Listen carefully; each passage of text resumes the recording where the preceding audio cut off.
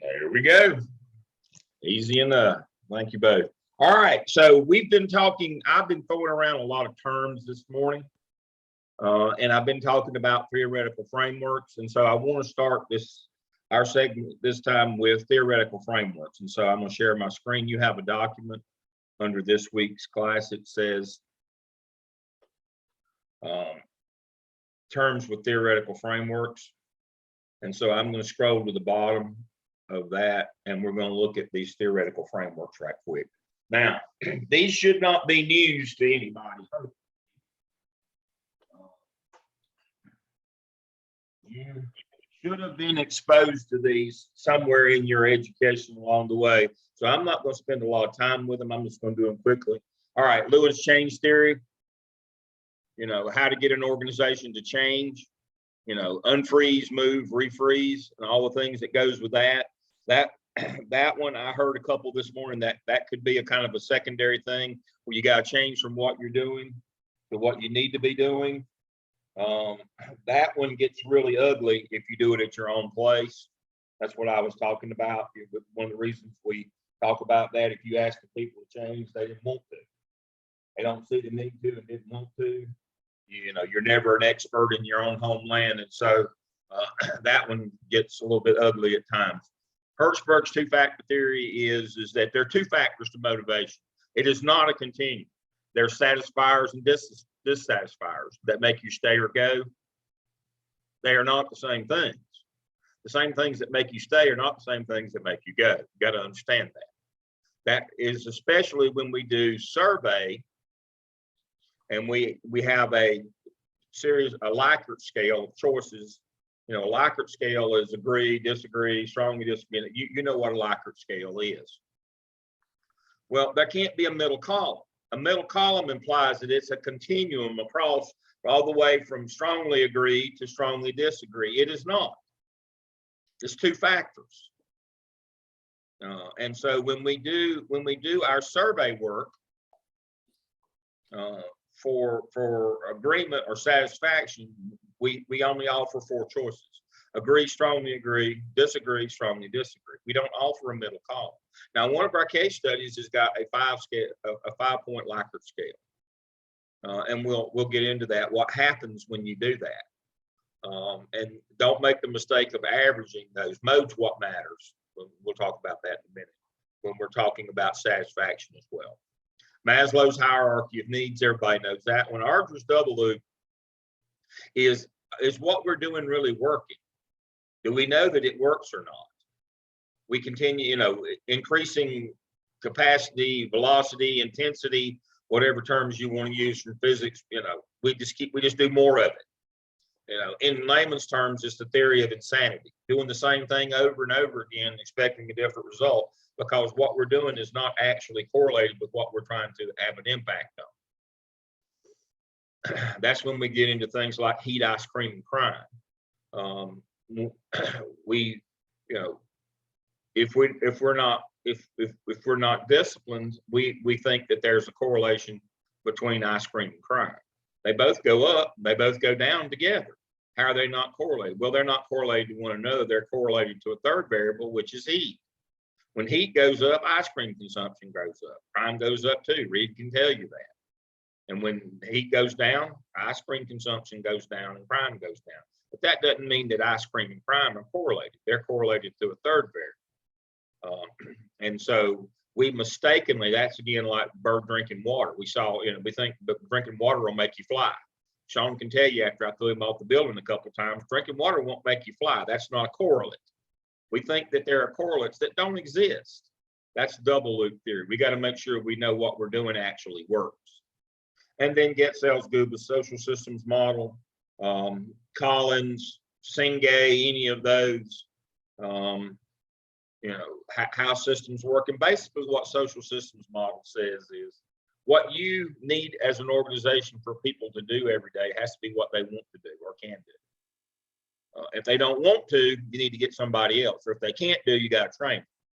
Then you got to determine, is it a want to or a can do situation that they're not doing what you need them to do every day. That's what Reed's going to get into with these Caramont security folks is Do they want to do this kind of security work, where you don't punch people in the face and throw them around? And then if they want to, can they do it? We got to train them. So that's social systems model.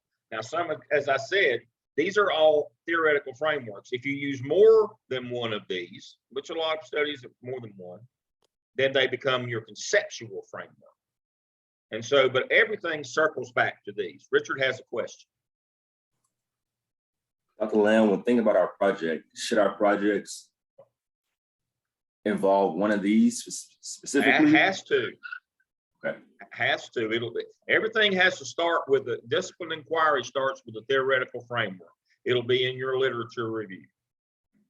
It will guide the work. It will guide us in the work that we do.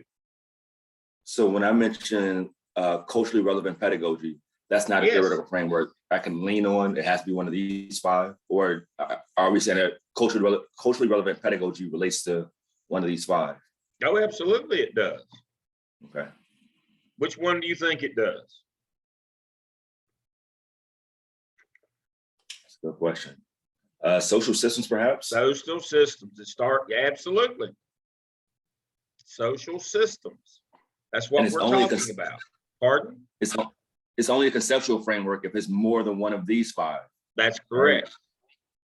Right. There's all kinds of spin-offs of these. I mean, these will take you in, branch out into these are trees that have hundreds of branches, and there's all kind of theorists that come, but they all have to have a core or a center. And so culturally relevant curriculum, activities, organizations, they all circle back to social systems theory. You know, what people want. I mean, that's what you're talking about. Culturally relevant studies, that's what people want. That, again, that goes back to social systems. And then you start with that, and then you branch into the more specific area of your study. So I said a lot of people will start out with Get Cells Google, but then they'll go to Cengage really quickly, or Dennis, and that's more of the how-to part of it. Yeah, but that's not a change in theoretical or an additional one. They are extensions of Get Cells Google. And so, but now if you're putting, you know, as we were talking this morning, you know, sometimes a couple of these come into play. You know, just like Heidi. I mean, as I said this morning, Maslow's needs and Hertzberg come into play with Heidi. She's got 2 distinct ones, but that, you know, she just has to say, how do these work together? And we know how they work together in retention.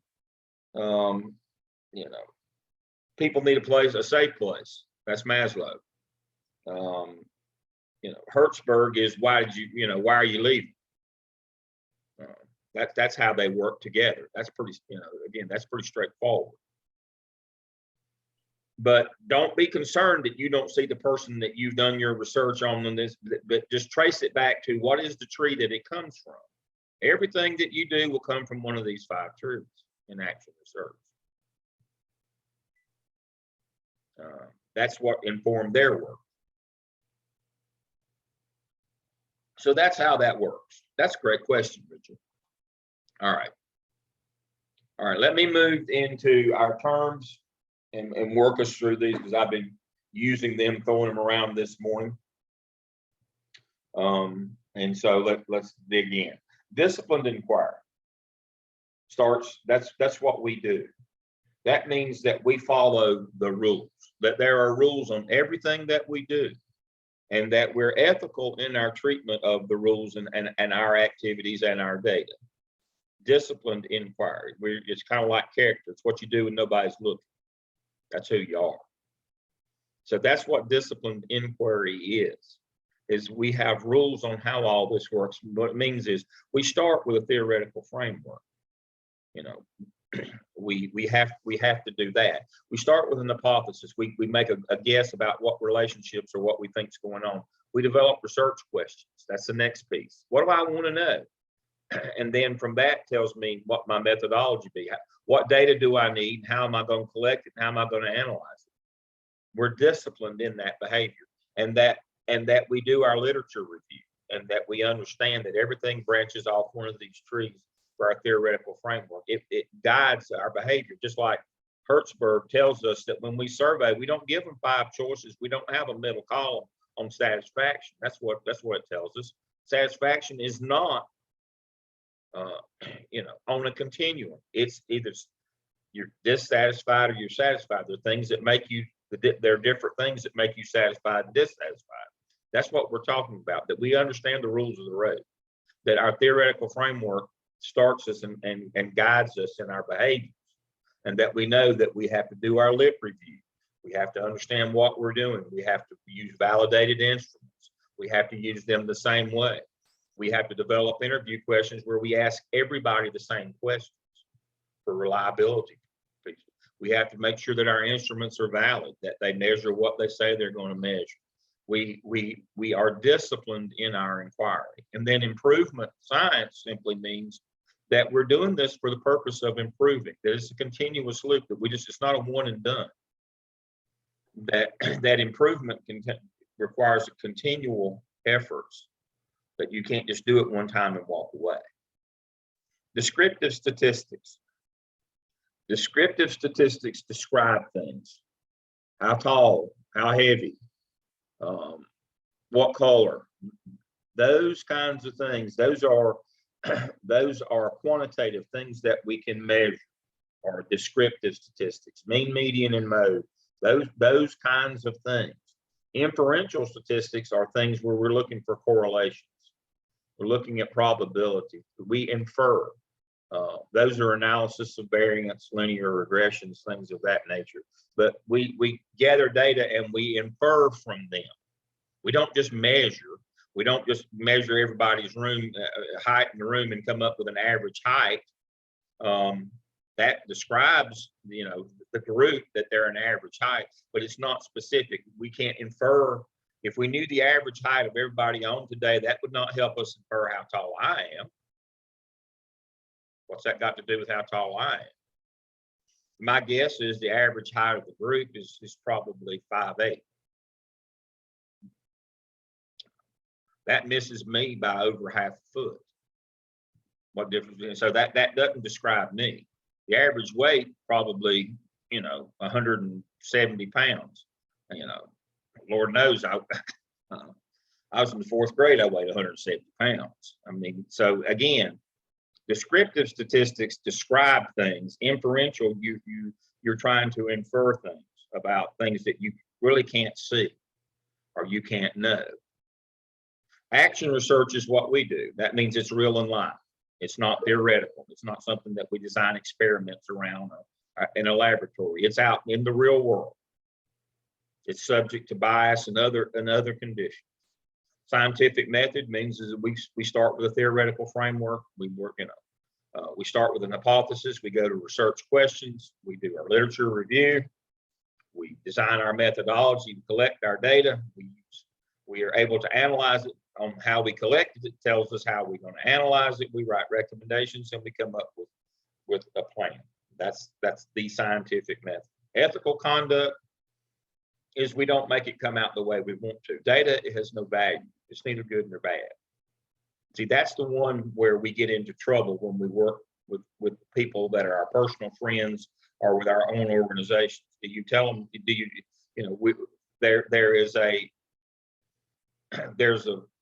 there's pressure not to tell the truth or to tell, especially if it doesn't fit the organization's narrative.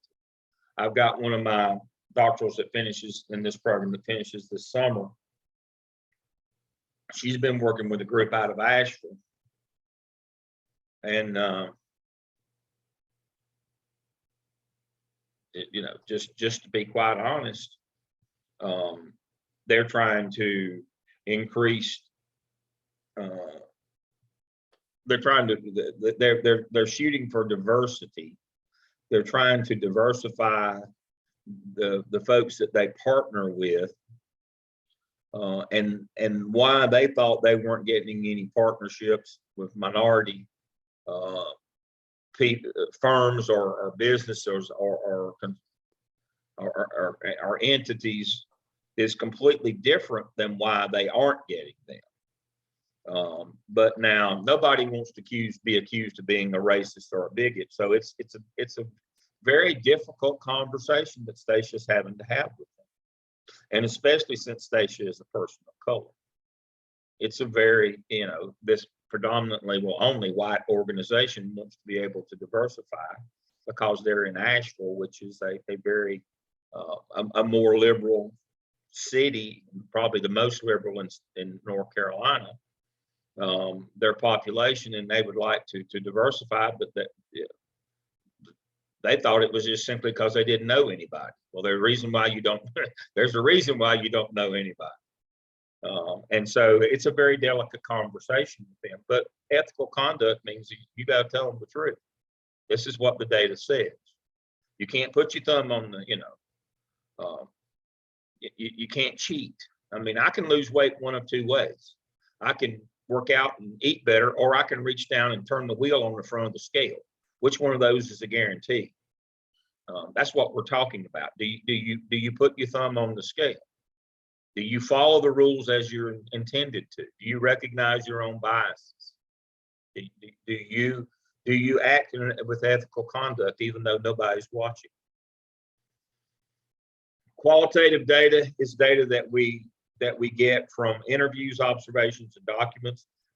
For some reason, people discount qualitative data. Now, full disclosure, I'm a quantitative person. But I recognize that quantitative many times is the outline, but the picture is colored in. The richness of the data comes from the qualitative work. You ask people why. Now, some of you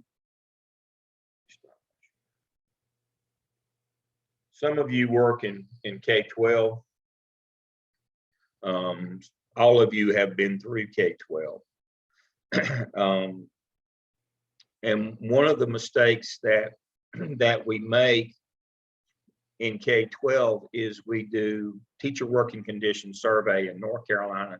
In South Carolina, we use Cognia, what used to be Advanced Ed, but we ask teachers certain questions, but we don't do any follow-up. And we make a lot of mistakes because we don't understand the qualitative many times explains, we're talking about explanatory design, explains what the quantitative numbers mean. So here's the example from teacher working conditions survey in North Carolina. They asked teachers, do they have enough planning time? And almost across the board, they say, no, I don't. This was even prior to the pandemic. And so principals are sitting around scratching their heads and other parts of their body, trying to figure out how to add more planning time into the master schedule, and you can't. There's class size restrictions. Every time you take a teacher out of teaching rotating during a block of time, that means those students have to go somewhere else, and it blows up your class sizes. So you can't do that. And so you're stuck and you're wondering, what in the world, I don't know how to do this. But when you go out and talk to those teachers and do that qualitative piece, what they'll tell you is, I have plenty of planning time in my schedule. I just never get to take it because I'm covering classes. The solution to more planning time is to hire substitutes. It's not put more planning time in the schedule, but you don't know that unless you go and talk to people. That's the qualitative piece. We can count the numbers, that's the quantitative piece, but we got to go talk to people. That's where the richness of data comes in. That's why you're required in DEOL to do mixed methodology. You've got to do quantitative and you've got to do qualitative, so you talk to people or you observe people, because that's where the richness of data comes in. People say, but quantitative, that's kind of iffy. That's just somebody's opinion. Well, of course it is. That's the whole notion. But if it's enough people's opinion, then it's probably pretty accurate. One of the mistakes we make is we do a survey and we do an average. One of our case studies this semester's got 12 people. If you do the average of their responses, it looks like you've got 12 ambivalent people. But if you look at the mode, and we take that middle column out and put them in the disagree, you realize pretty quickly 6 and 6. 6 are happy. You know, one group of 6 is just happy as a lark. The other one's mad as hell. You read the comments, and that's what the qualitative. That's what it tells you. And so all of a sudden you say my quantitative and qualitative don't match. Well, that's because you gave them a middle column. If you didn't do that and you move that over to the disagree or I'm not happy side, you've got 6 and 6. You understand, and then the qualitative, you know, explains, oh, the leader of the group's got his own little clique, and there's 6 of them, then there's 6 in the opposition. And so instead of trying to accomplish the organization's goals every day, they just fight with one another. You know, they just have a big peeing contest all day and they all go home wet. That's all that happens all day long. But if you just looked at the quantitative piece and you made the mistake of averaging those numbers, this looks like everybody's ambivalent. They're all right. No, they're not. That qualitative data gives you that richness. And so when we do survey work, mode, so we're going to talk about measures of central tendency now. There are 3 measures of central tendency: mean, median, and mode. Everybody knows median and knows mean, that's average. And everybody wants to average everything. But see, average does not describe things very accurately. I am not an average size person. That does not describe me. And one of the problems with average is if we did average shoe size of the group we've got today, probably nobody in the group wears that size shoe. How would that be helpful? You know, and I'm not just talking about outliers, but you know, averages don't really describe. So when we're doing survey work, we're more interested in mode. How many told us that answer? Not the average score. We're interested in how many people said I'm unhappy. How many people said this answer, that mode, the most repeated answer. That's what we're looking for in survey work. Averages don't help us a lot. Again, the average of 6 happy people and 6 angry people are, you know, 12 ambivalent people. Nobody in the group is ambivalent. Nobody, they were either happy or mad. So we got to be careful, especially about overusing mean or average. That's one of the mistakes that we make in methodologies. We overuse mean because that's the measure of central tendency that we recognize the most. Median, you know, gives us the middle of the range. Not very helpful in what we do. Mode is the most helpful. How many people answered A? If there was 4 choices, how many of them answered A? Not the average. It's always going to be toward the middle. That's why it's called the average. We're interested in how many responded this way. Mean, median, mode. Those are your measures of central tendency. And that's what we use when we use descriptive statistics. They describe a population. But we have to be careful not to just use average all the time. Now, levels of measurement. Measures of central tendency are not to be confused with levels of measurement. Levels of measurement are basically scales. Interval, ordinal, nominal, ratio. Interval, ordinal, nominal, ratio. Those are your levels of measurement. So let's talk about those.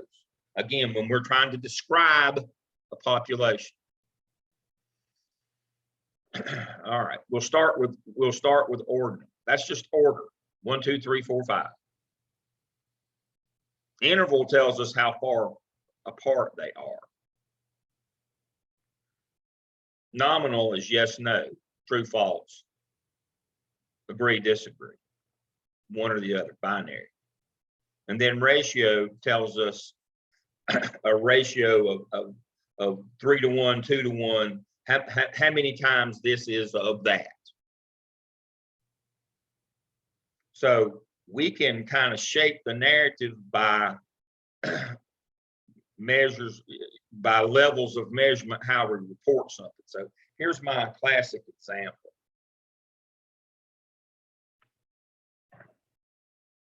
For those of you in the group who are golfers, and even if you aren't a golfer, you know who Tiger Woods is. And so Tiger is 46 years old. And he burst on the scene as a 16-year-old amateur. And he won 3 straight United States amateurs. He went to Stanford a couple years and then turned pro.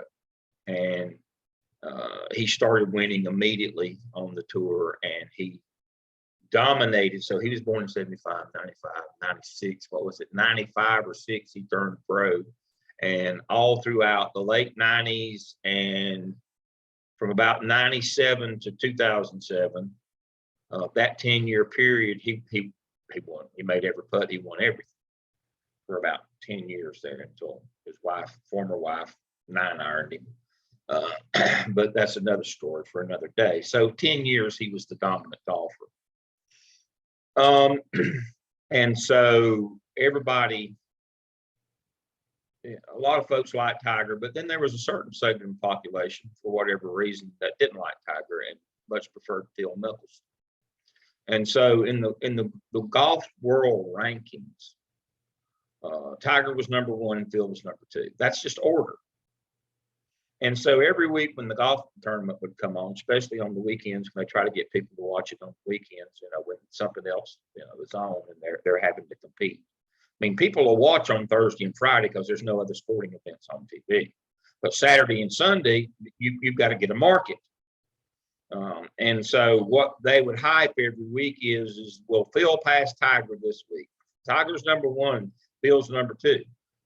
Because they reported the world ranking in ordinal, it implied that they were close. That Tiger, if Phil could win this week, he might pass Tiger. The truth was, as it turned out,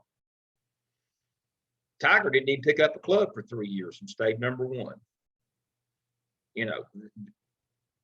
Tiger had like 10 million points and Phil had like 6. Not 6 million, 6 points. That's how far they were apart interval-wise.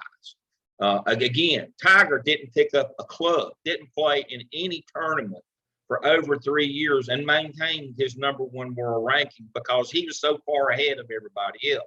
But that didn't make a good story and a lead in when the golf came out on Saturday and Sunday and there was a ball game on that somebody, that might watch rather than the golf. So they created this false sense of competition by manipulating the scale. They didn't report, this is how many world ranking points that Tiger's got, 6 million, and this is how many Phil's got, 6. That everybody just turn off and watch the ball game then if they did that. And so they'd show every week, Tiger's number 1, Phil's number 2. Will he pass him? He couldn't have passed him if he'd been a rocket. What are you talking about? We have to understand that people are trying to, nobody came out and said that, that we're deceiving you. You had to be smart enough to know that. So all you had to do was Google world ranking points and figure it out. If you at least knew that, then you understood, well, there's no competition here. It doesn't matter what happens this week. Phil's not passing Tiger. And so that's a personification of what we're talking about when we're talking about levels of measurement. How you report matters. We don't intentionally do the Tiger Phil here. We report what's accurate. Again, that goes back to disciplined inquiry and ethical conduct is we won't just say Phil, Tiger's 1, Phil's 2. Will Phil pass Tiger this week? We'll say, it's this week's competition will be interesting. But regardless of what Phil does, Tiger will still be number 1 on Monday because he's 6 million points ahead. And you can only get this many points for winning a tournament. We would clearly define our parameters. So measures of central tendency describe a population. Levels of measurement are how we scale those numbers, but we have to be ethical in how we use those as well.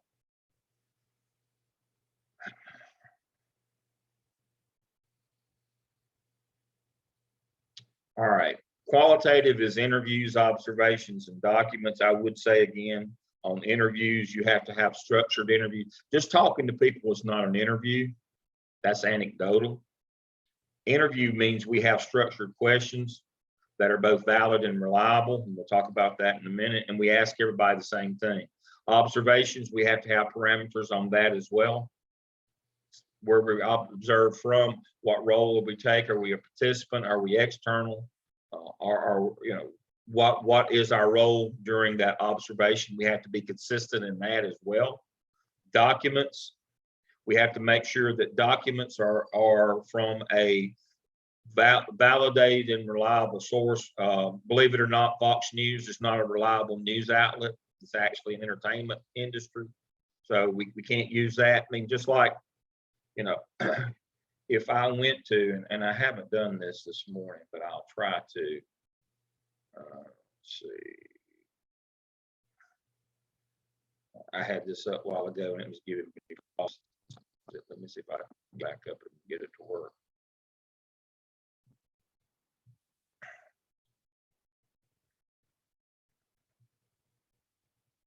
And so if we go to, you know, an internet news feed,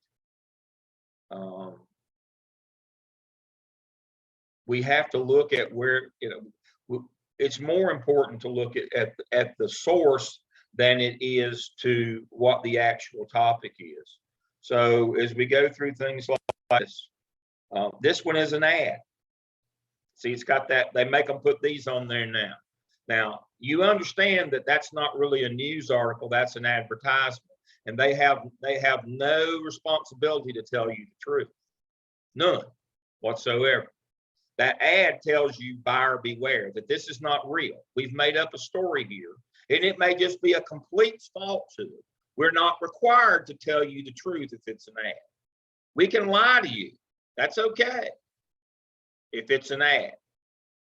So when we're reviewing documents, we have to understand what there are rules for the documents. Now, if we've got something on here again, CNN, supposed to be an unbiased news outlet. Don't know who that is. Charlotte Observer. They're supposed to be U.S. Weekly. We know that they are a gossip magazine. That's probably a lie. Just like, you know, if it's the National Enquirer, we know it's a lie. LA Times, People Magazine, again, that's for entertainment purposes. WSOC Charlotte, they're supposed to report things as is.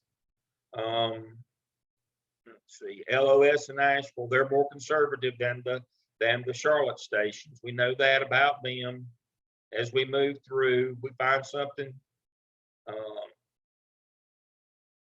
Let's see here.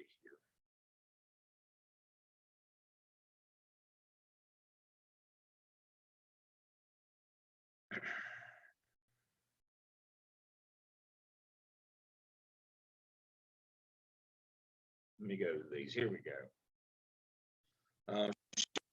That's local sports. This is an ad. Weight loss after 60 comes down to drinking 1 cup of that. That just told you the ad. That'll be a lie. They're trying to sell you something. Huffington Post. That's a liberal group. They'll you know, they'll be bashing Trump and DeSantis because that's what they do every day. Now there'll be something in here from Fox. It'll be some, you know. It'll be some, there's another Huffington Post, Baltimore Sun. They'll be supporting the Ravens. Entertainment, celebrity, sports, a lot of these people right here, the Courier Journal, Fox didn't break, Fox told them, they reported themselves that they didn't break the law as if it was news. Of course, you know that their stuff will be, you know, dog. It'll just be the craziest of the craziest stuff.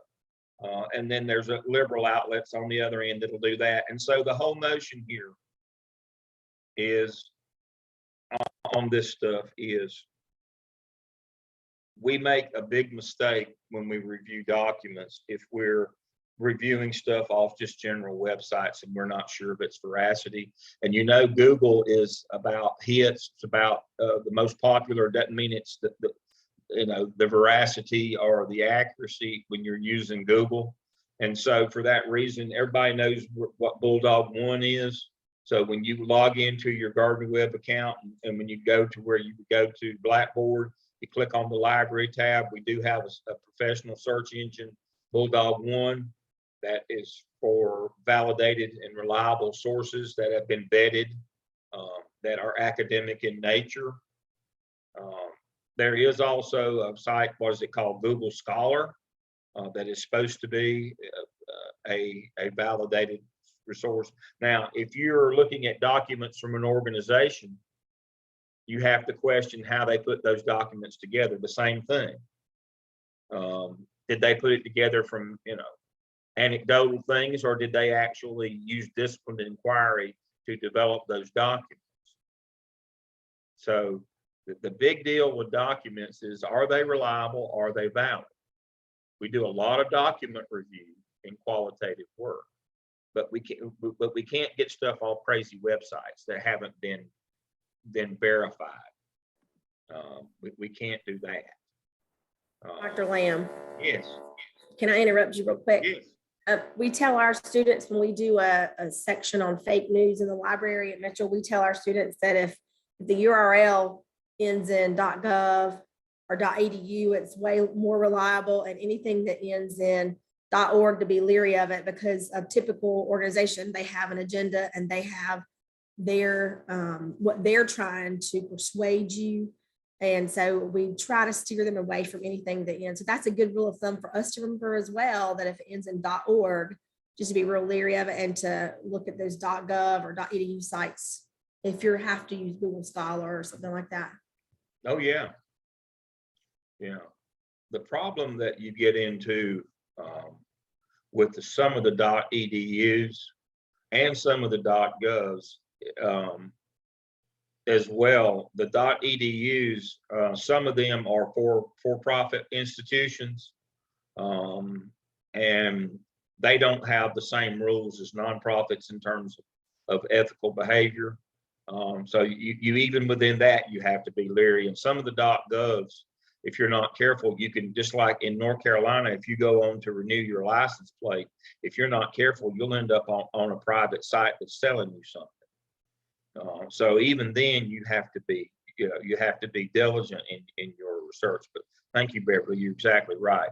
.orgs usually no, and be careful with the .edus and the .govs. Joe. I have a question. With mine, a lot of their documents is internal. Mm-hmm. Like the countries, male, female, if they're Christian, not Christian, whatever. I get a monthly newsletter, but do I have to dig into how they're doing that? Is that what you're saying? If that's the basis of the information that you're using, if that's the data that you're using to go about your recommendations and plan, absolutely.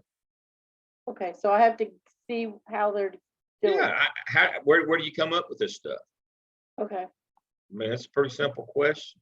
Because See, a lot of organizations, nonprofit, they report things. I mean, my wife is the world's worst losing the remote. I can't understand that. The world's worst. I mean, have you got my remote? No. The answer is always no. I never have your remote.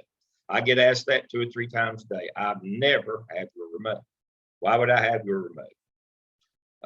And she's screaming at me because of the ASP, Humane Society commercials that come on TV that play that sad music, and they read off all those things, and it just, I mean, you're running for your checkbook. You're just bawling before you even get there. You can't see to write the check. Tears coming out of your eyes. What is it, Sarah McLachlan, In the Arms of the Angels? Oh my God. I have to leave the house, and she's hunting the remote, trying to turn it off before she just completely breaks down and squalls. But you got to understand that's what a lot of the internal stuff, they take a little bit of license with that stuff because they're trying to get people to give.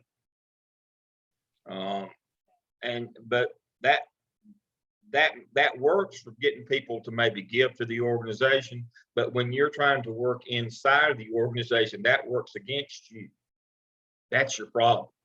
Okay, And so a lot of that stuff, those publications, that's for outside consumption, EDIC rather than EMIC inside. That's tuned to an audience for a specific reason. That won't help you help that organization. But that's the unfortunate part of documents, is a lot of the documents that organizations put out, as Beverly pointed out, that .org is propaganda for the organization. Yeah. It's not real. We've made it up, or we've taken a lot of license with it, or we've done worst case scenario in order to try to elicit an emotional response, which in my wife is, let me turn that off. Where's my remote? Because she don't want to be squalling. And then next thing I know, she's on the phone scrolling through websites. We got to buy another dog. We got to get, and it does. It creates that emotional response. Those people are masters of that, but that's not really data. Let's be clear now. That's propaganda. That's just like the same as the ad sites that I was just showing you on the website. That's just propaganda. That's just trying to get you to buy something, trying to get you to contribute. That kind of marketing stuff is not really data that we can make organizational decisions and change on. So we have to be real careful. Interviews, observations, documents, we have to be very discerning with our documents to call them data. okay.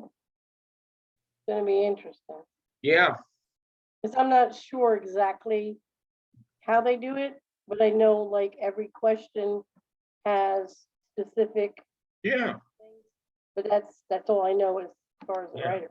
But who's in the back room writing all that stuff up? Right, okay, I mean, that's the deal. That's why you have to be very vigilant on documents. To make a decision on their veracity, on their accuracy.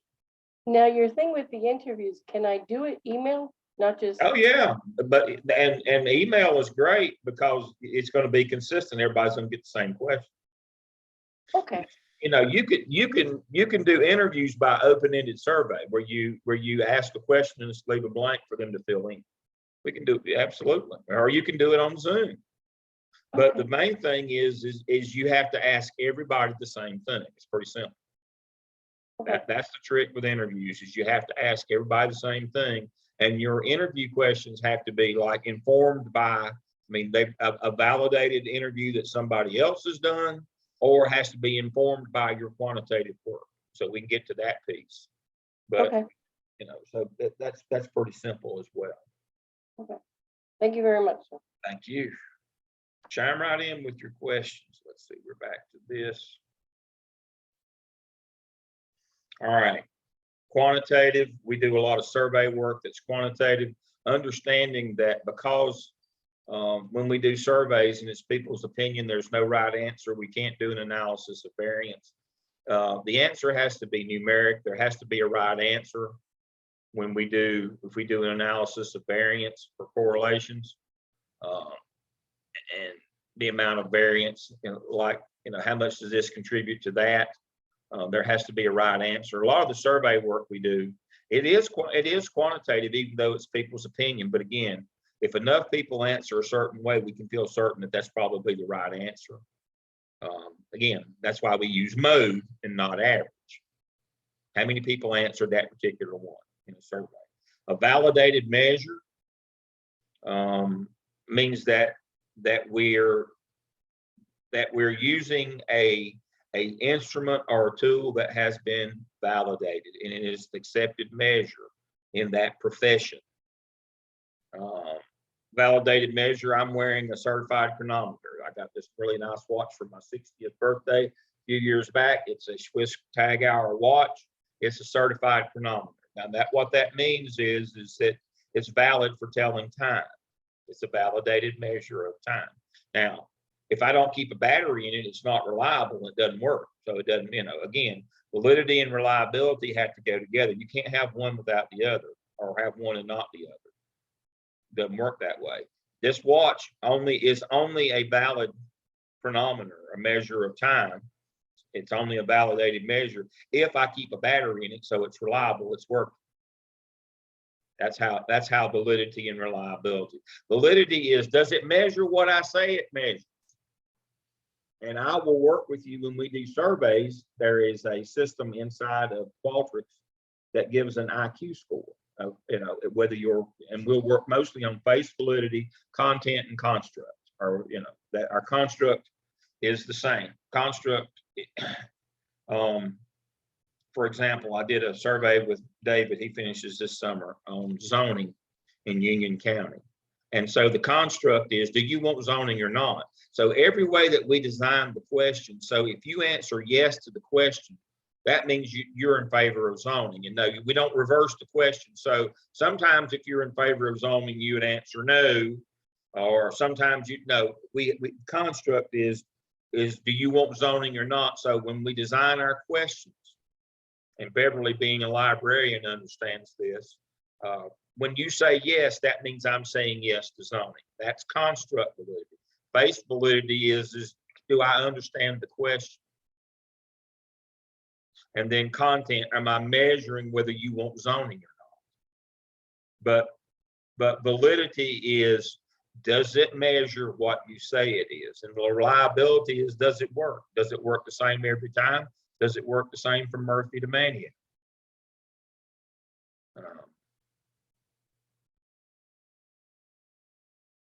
And so an issue came up at Gardner-Webb this past week. And they said, you think we should wait to do this survey till there's a more favorable time? And I said, no, that's a reliability issue. I said, what do you mean? What you're trying to compare this survey to was taken at this time of the year. If for it to be reliable, you got to survey again at that same time. But they'll be a lot happier, and our survey results will come out a lot better if we wait till this time. That's not the purpose of the surveys. It's to see if they're happy or not. Again, that's putting the thumb on the scale.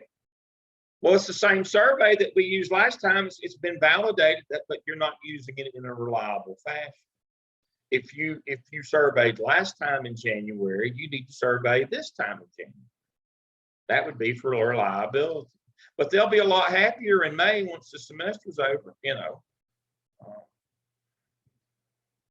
quite sure that, but what's that got to do with how, with the starting point in January that you're trying to do a comparison to? I mean, you're just, why don't you just say that they're happier this year than they were last year? Well, that wouldn't be ethical. Well, it wouldn't be ethical to measure one year in January and one in May either. That's the kind of thing we're talking about. Disciplined inquiry, ethical behavior. It gets back to validity and reliability. Or we'll use this measure. They score higher on this one. Well, that's not valid then if they score higher on it than that. And that leads me to Z-score, T-test, Z-test. So let me get into this concept. When we're looking to measure things over time, or to see if something works, or to compare, we get confused on T-test and Z-test and Z-score. So let me start with Z-score.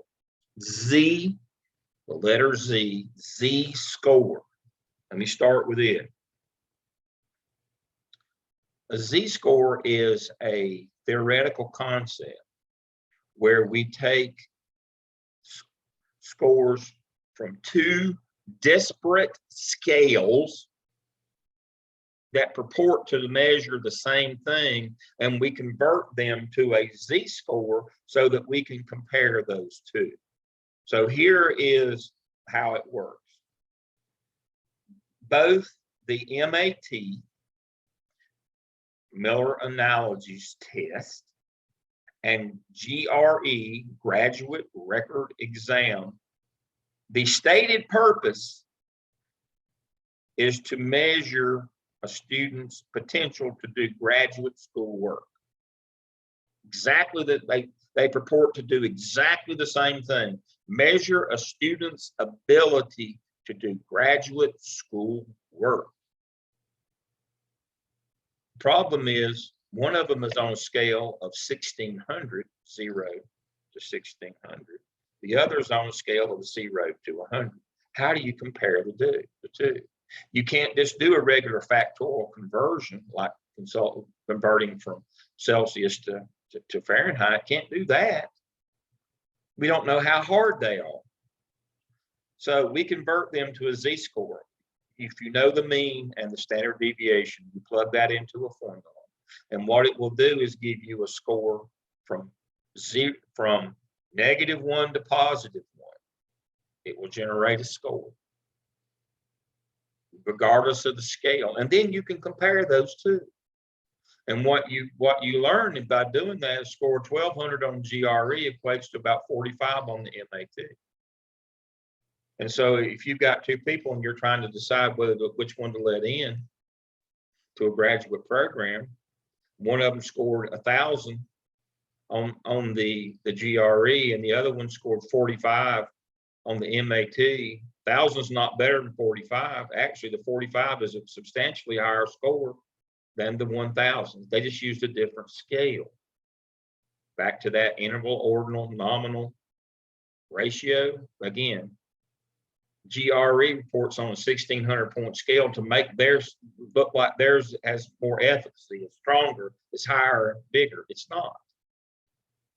If we use a z-score and convert them, we understand that 45 on the MAT was a lot higher score than that 1,000 on the GRE. I do have a question. So what would be the issue with validity there if someone were to just do a simple proportion rather than equate for the standard deviation and put in a longer formula for the z-score? What would be like the fallacy within that? Other than it's unethical, is that it would not take into account the rigor of the test. It's a whole lot easier to score 1,000 on the GRE than it is 45 on the MAT. That's the notion here is how high do people score? I mean, they pretty much give you 800 points on the GRE. They don't give you anything on MAT. If you get your name right, you get 400 points, and if you get 3 or 4 right, you get 800. And it's exponential after that. That's the way the GRE. The MAT, every question is worth exactly the same. It's not that way on the GRE nor the SAT. You know that the further you go in the SAT and the GRE, the harder the questions get. I mean, you know, the first few questions on those tests are, you know, basic test of can you read. They get easier to harder. Not that way on the MAT. They're all everyone is the same value. Every question is the same value. And if you don't scale it, if you don't convert it to a z-score, what you're saying is every question on both tests is just as hard as the next question, and that's not the case. And so what will happen is you will falsely accept that the higher scoring, the scale that is the higher, which would be the SAT or the GRE, is more efficacious than the ACT or the MAT, simply because they use a bigger scale. You deceive yourself. You think that's a better score. Again, they actually give you 400 points to start both the GRE and the MAT. They don't tell you that, but they actually, I mean, the GRE and the SAT, they give you 400 points. You can't score less than 4. And to get 800, it's basically a test of can you read. Then the questions start getting exponentially harder. And if you just convert them using just a general factorial conversion, it does not factor in that the test questions get harder. And so that's the problem that you run into. So always on a disparate scale, always, you should convert them to a z-score, always. And it factors in all of that, whether it's there or not, doesn't matter. It factors all that in. Again, ethical behavior. If we're comparing disparate scales that purport to measure the same things, we always convert them to a z-score. That's ethically sound behavior. That's disciplined inquiry. It's a great question. It's a great question. That's why we do that. All right, so that is what a z-score. Again, -1 to +1, and we can compare things like the GRE and the MAT. All right, so that is the notion there. All right, t-test. Stay with me on this one. T-test sounds most simple of anything that we do, and it's the one that students kind of get and crash into a tree on. A t-test is a simple pre and post test. We'll take Birdie over at Greer High School. We take a group of kids, we test them before we give them the treatment or the course that we're going to teach them. We test them. Then we give them the treatment. Now, we either give we can give a treatment, a program, a treatment, or a fix. Well, what are you talking about, Dale? A program is when we do something for everybody. A treatment is generally when we pull a sample out of a population, like a class. And a fix means we change something in our program. We don't actually do it to the student. We make a program change. So programs, treatments, and fixes, but we'll just say a treatment because we're taking a class. We do a pre-test, we give them the treatment, then we give them a post-test. That's a t-test. What we're trying to determine, this is the part where everybody goes, they don't get this part. We're trying to determine if they're the same group before and after. What are you talking about? They're the same kids. They're Birdie's 10th grade PE class. What are you talking about? What do you mean trying to determine if they're the same kids? If the treatment worked, they're not the same as they were before they had the treatment. It's just that simple. They don't exhibit the same characteristics, so they're not the same group. That doesn't mean they're the same people. They just aren't the same group. They have different characteristics. We use a t-test on the same group of kids to see if it made them different. Everybody got that? That's a t-test. A z-test does exactly the same thing, except it is a different group of kids, physically different. But again, it's a pre and post test, but it's using two groups of different kids. T-test is the same group before and after. Z-test is exactly the same thing, but you're measuring two groups. You're doing a t-test of two groups. That's basically you have a control group that you didn't give them the treatment, and you test them and see if the groups are different at the end. Got it? It's like a double t-test, but one group you've only got the control. You've only got your test group that you give the treatment to. Now, when we set up a control group, but we don't give it to, or we give them a placebo and measure them, that becomes a z-test. That's two t-tests. Those two. Got it? When would you ever set up a control group?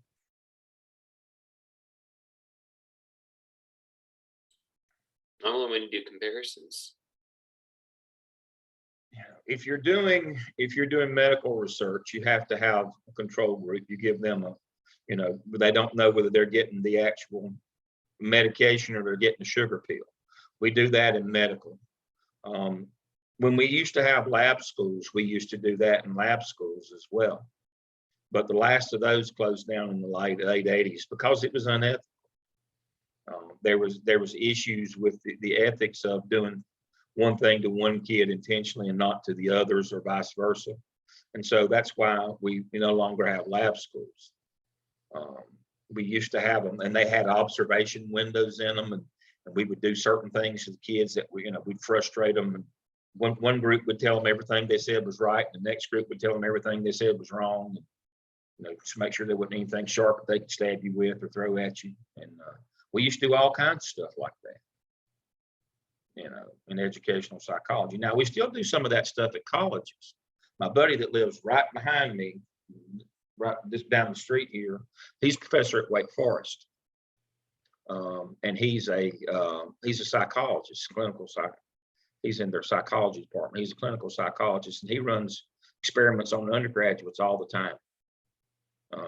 And he torments them kids at Wake Forest, but they pay them, so they're compensated. So have at it.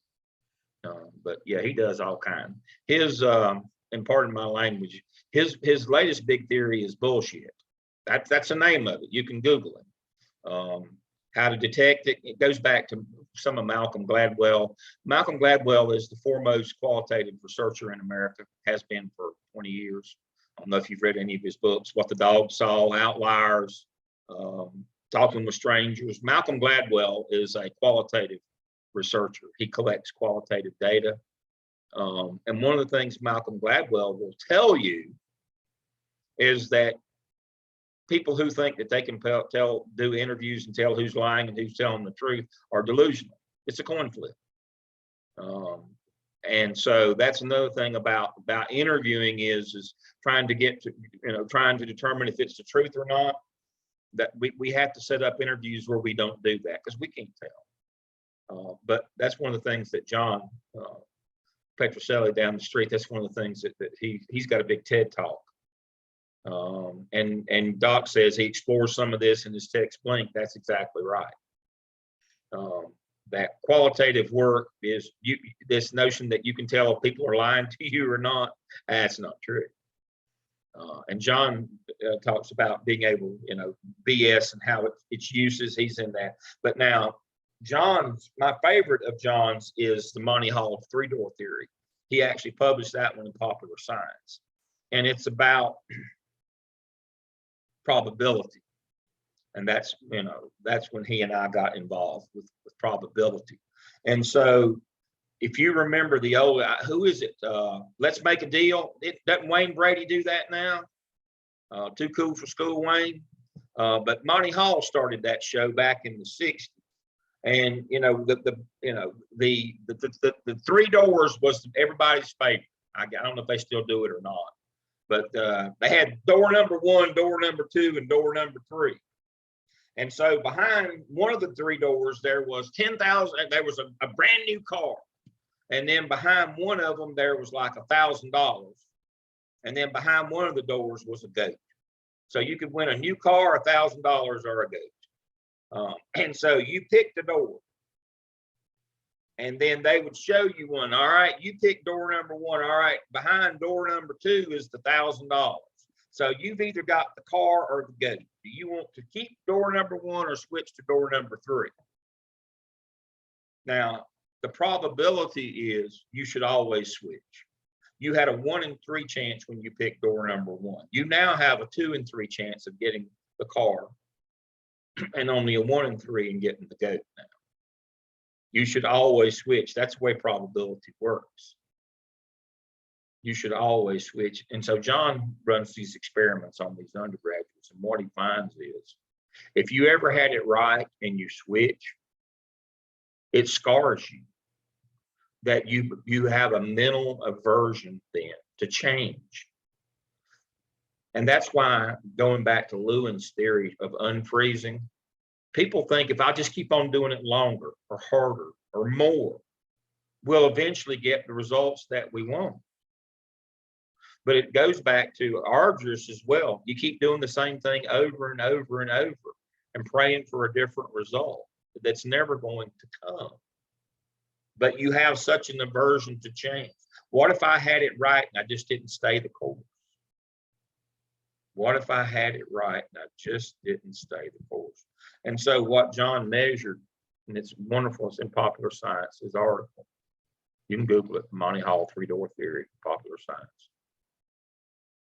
When he would go back and they would run 100 of these simulations with these kids in one sitting. And when they would get, and the number of times that a kid would change and get it and had it right to begin with, they just kept their pick, usually would end up being between 5 and 7 times. But if you ask a kid out of 100 times, they would estimate like 60 or 70. It was such an emotional experience to have it right and didn't stick with your gut, as it's called. That's why it's so hard to get people to change. And that's what John was working on, this notion that it actually causes mental distress. There is a chemical released in your brain that prevents you, that you're so afraid that you had it right all along, that prevents you from changing. And so we go back to Lewin's change model. That unfreezing part, that's the hard part. Because we're just sure that we've got it right if we just will stick with it a little bit longer. And that's one of the reasons why I said 95% of the time the problem that the organization has identified as their problem is not really the problem. They're deluding themselves. They refuse to actually acknowledge the problem, because that would mean that I could, I'd have to change, and I'm sure I've got it right. It's got to be something else. As we say in the business, I'll do anything to fix the problem except what I actually need to do, because that means I've got to change. And I'm just so sure, especially if I built this business model or if this is my baby, I'm just so sure I'm right. I do have oh, sorry. Go right ahead.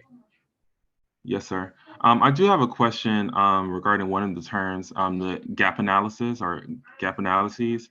I know that when I was a special education teacher, we would work closely with a psychologist to do gap analysis on a student who may be potentially moving to a different tier or exiting special education services. We would do that by looking at data points and kind of looking at their progress Data monitoring. over time. Yeah. Yes, to see if there's any regression or anything of that sort. Mhm. So I understand it briefly from an individual level, but can you give us some anecdotal background on how it can be used from an organizational standpoint, how they may use a gap analysis and I guess make some sort of change? Okay. In organizational terms, where organizations make their mistake is they just simply do a gap, between this particular variable or thing or group or subgroup and what they want or the intended or the entire organization. What we'll do is we'll say this group, it has this much gap between the average of everybody else. The problem that we get into in organizations is we just do gap. We don't do gap times number. So what that means is this. You're trying to figure out, I'll use school since we've got a good many school people here. I'll use school, and then I'll use an organizational one as well. Okay, on the school one, you've got a subgroup that you're testing on an end of grade or end of course test. End of course is 3rd through 8th grade, and end of grade is 3rd through 8th. End of course is 9 through 12, and you're testing them. You've got this subgroup over here. Let's say it's our Latino, Latinx students, Hispanic, I think they still call them. They score 50. Our school average is 80. The gap, the gap is here. The problem is when we're looking for things to try to have an impact in our school, a lot of times we won't look at gaps times number. Instead of tackling, we'll tackle this group over here, these ESL kids, and say, well, we're going to put our resources in those ESL kids, those Hispanic kids. The problem is, did we look at, when we did the gap analysis, did we look at the number? All of a sudden we look over there, we're in a school of 800 and there's only 5 Hispanic kids. If all of them scored 100 next time, it would not move our school average. That doesn't mean that we discount those 5 kids, but when we're doing gap analysis for what we need to focus our organization on, we've got to do gap times number, and we've got to try to make sure that we that we address the gap that can get us the most gain for our organization. Now that's kind of cold-hearted, I get it, but it's, you know, numbers are a cold-hearted business. There's no emotion. There's no pictures on the scorecard, as we call it. There's just numbers. And so the gap is between where a group is and whatever we define as the other. We define the gap. So in this case, the gap is between how the Hispanic kids are performing on the end of grade test versus the school average of everybody. That would be the gap. Now, when we're looking at it organizationally, we say, how can we get our school average up? We're not looking we're not focused on. We're looking at from the organizational perspective. Do we work with those 5 kids, and even if they all score 100 next time, it's not going to change our school average? Or do we work with a larger school group, which may be African American students, that may not have as big a gap, but there's a lot more of them, and if we work with them, we'll get a bit more bang for our buck. That's the way you have to think organizational.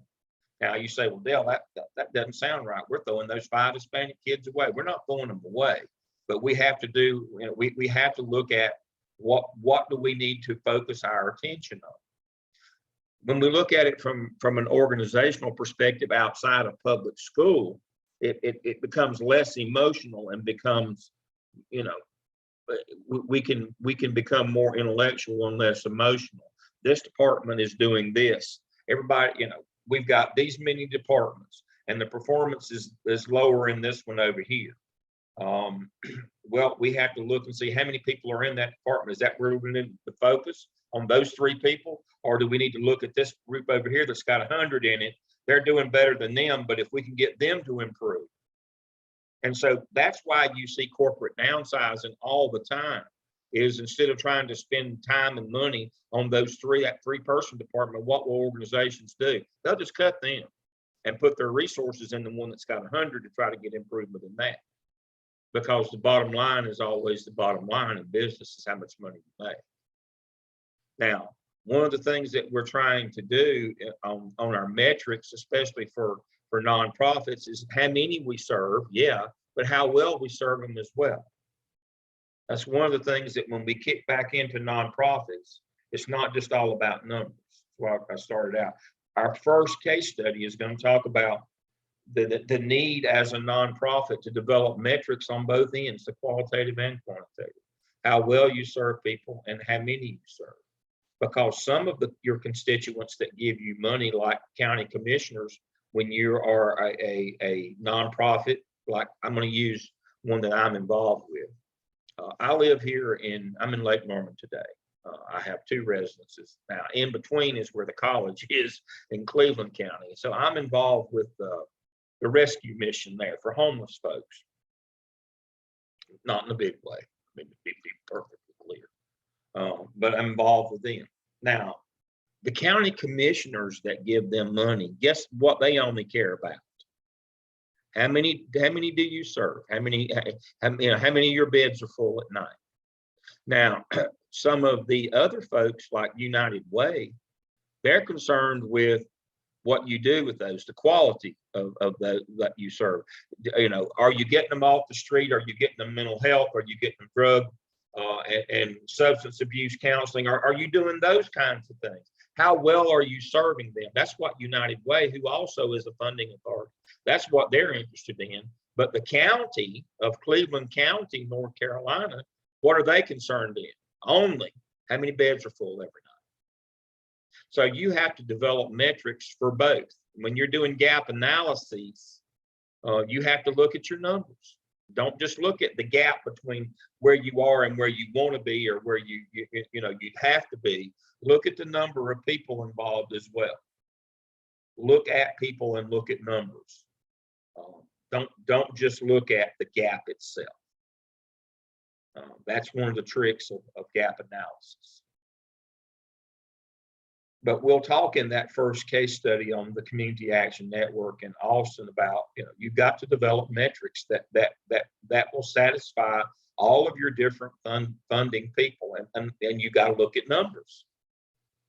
Too many times because we're looking with our heart instead of our head, we don't look at numbers involved. And so the example would be is that, we're serving our folks really well over at the rescue mission, but you're only serving 5. So what that means is our problem is not how well we're serving, and we got to go out and there's more people from that homeless in Cleveland County. We've got to go out and figure out a way to get them to come use our services. And so our problem is not how we're serving them, it's that we aren't serving. And so that's our problem. We can't add another service to the people that we've got here. Now we're going to add this, but you're not adding it for anybody.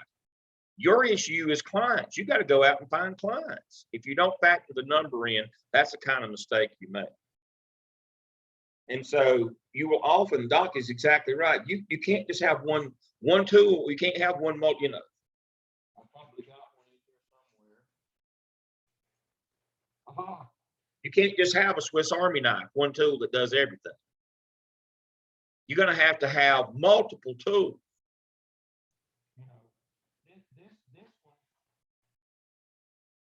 This knife, not much for whittling. I mean, it's just a multi-tool, not very good. Now, if you want to whittle, you got to get you a good case knife like this if you want to whittle. But now this one doesn't have a screwdriver on it. This one's just for one thing.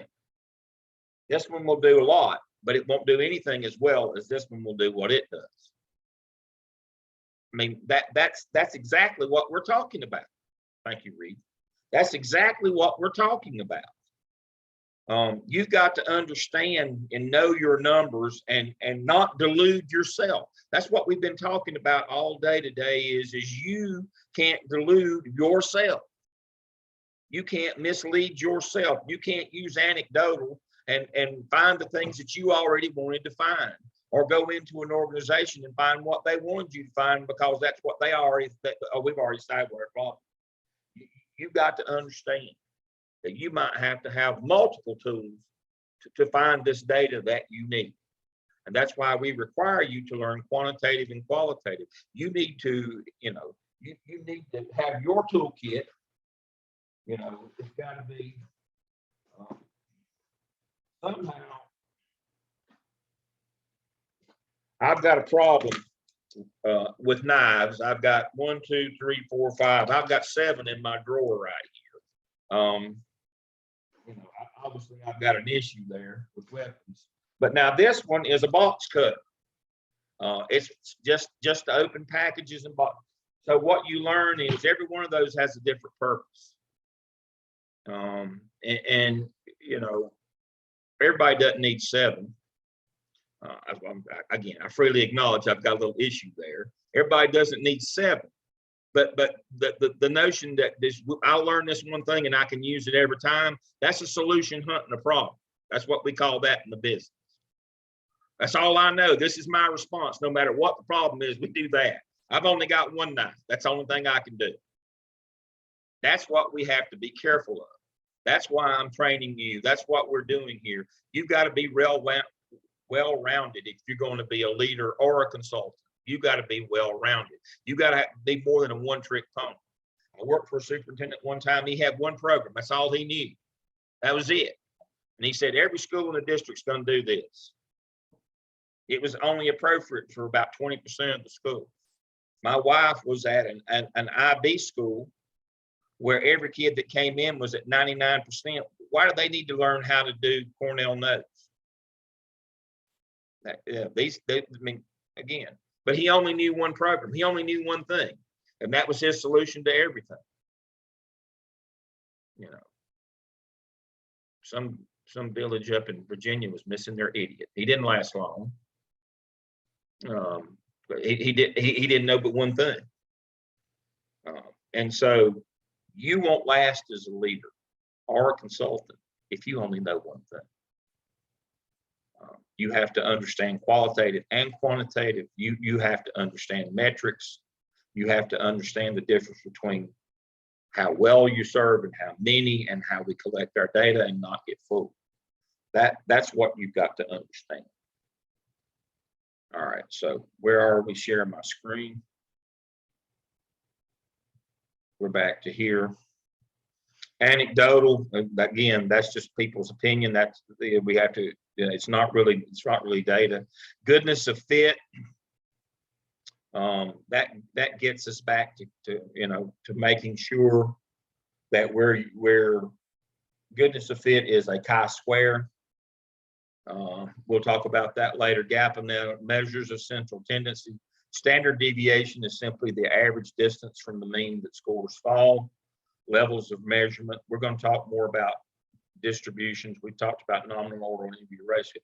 All right, so here is, we talked about most of those. So what we're going to do is we're going to take a 10-minute, well, actually, we're going to break until what time? We're going to break to 1:20, and then I'm going to finish up that last segment, and we'll be done at 2.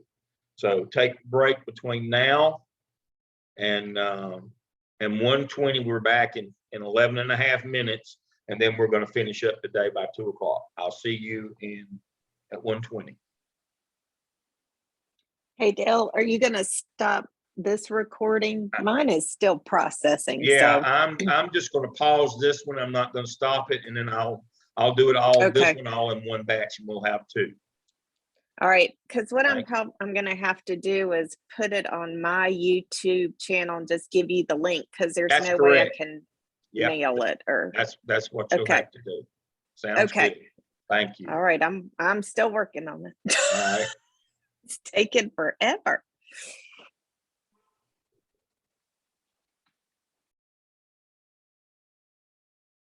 And we're back. Okay.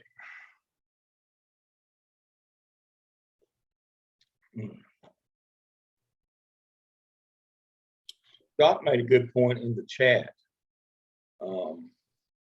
How you have to use multiple tools. You might have to do a SWOT and do those kinds. That's what we're talking about. You have to use the appropriate tool for the appropriate situation. Again, the tool is valid, but if you don't use it in the right situation or the wrong tool that might be a validated tool, then your data is not reliable. That's exactly what we're talking about. This is a certified chronometer. I mean, it tells time, but I can't use it to measure my weight. We can estimate my weight by how big the band has to be to get around my arm, but that's not a reliable way to use this watch. And so that's what we're talking about. If you only know one technique, if you only know one tool, rarely will it be the one that you need. Which brings us to the discussion of goodness of fit. Now, not to be confused with chi-square goodness of fit. Goodness of fit as a concept goes to your literature review. When you're looking at literature, especially if you're doing an annotated bibliography, you're trying to find programs that work. I'll use, again, a school reference. You've done a deep dive in your test score data, whether it be college, community college, public school, and you find that your problem is reading fluency, that you have a lot of non-native English speakers, and that's the problem. Well, when you review your literature, it says you should be doing a phonics program. And so then you do an annotated bibliography of schools, whether it be colleges, universities, community colleges, public schools that have put in fluency phonics program in their foundational courses or in their reading courses or whatever to address English as second language. And you review those. Now, the trick is, when you're picking one to use in your situation, there has to be a goodness of fit where their situation looks like your situation. Every phonics program doesn't work the same in every situation. There has to be a goodness of fit.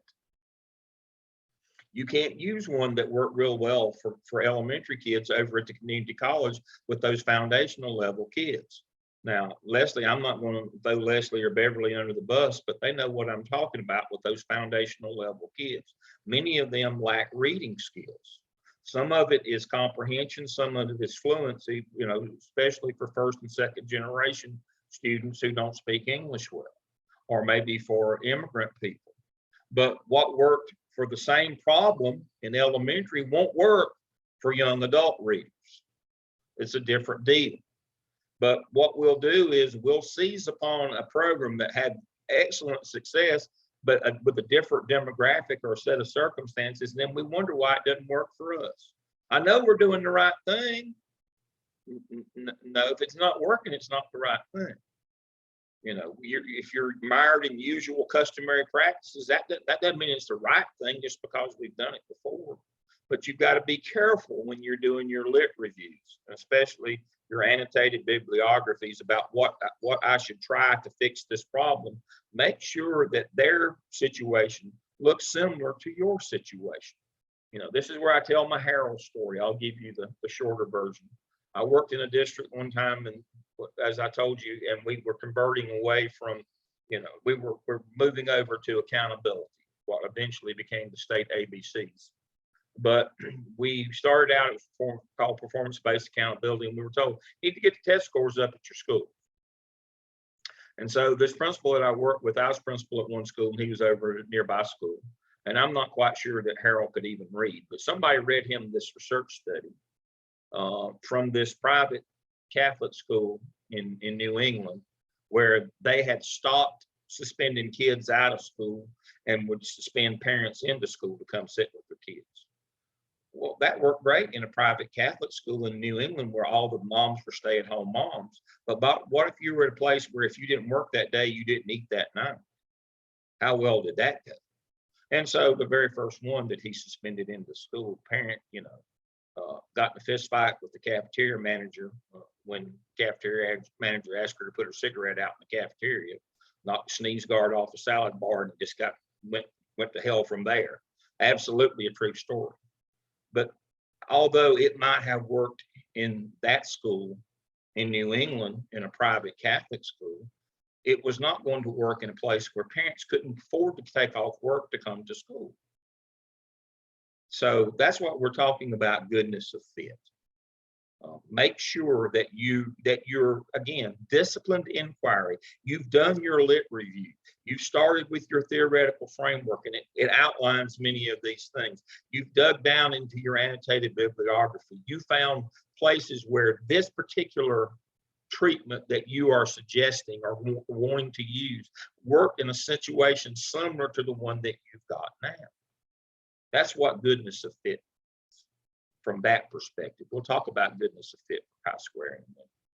Now, the next big stumbling block that students get into and where they get deceived, and a lot of times people intentionally deceive them, especially on commercials.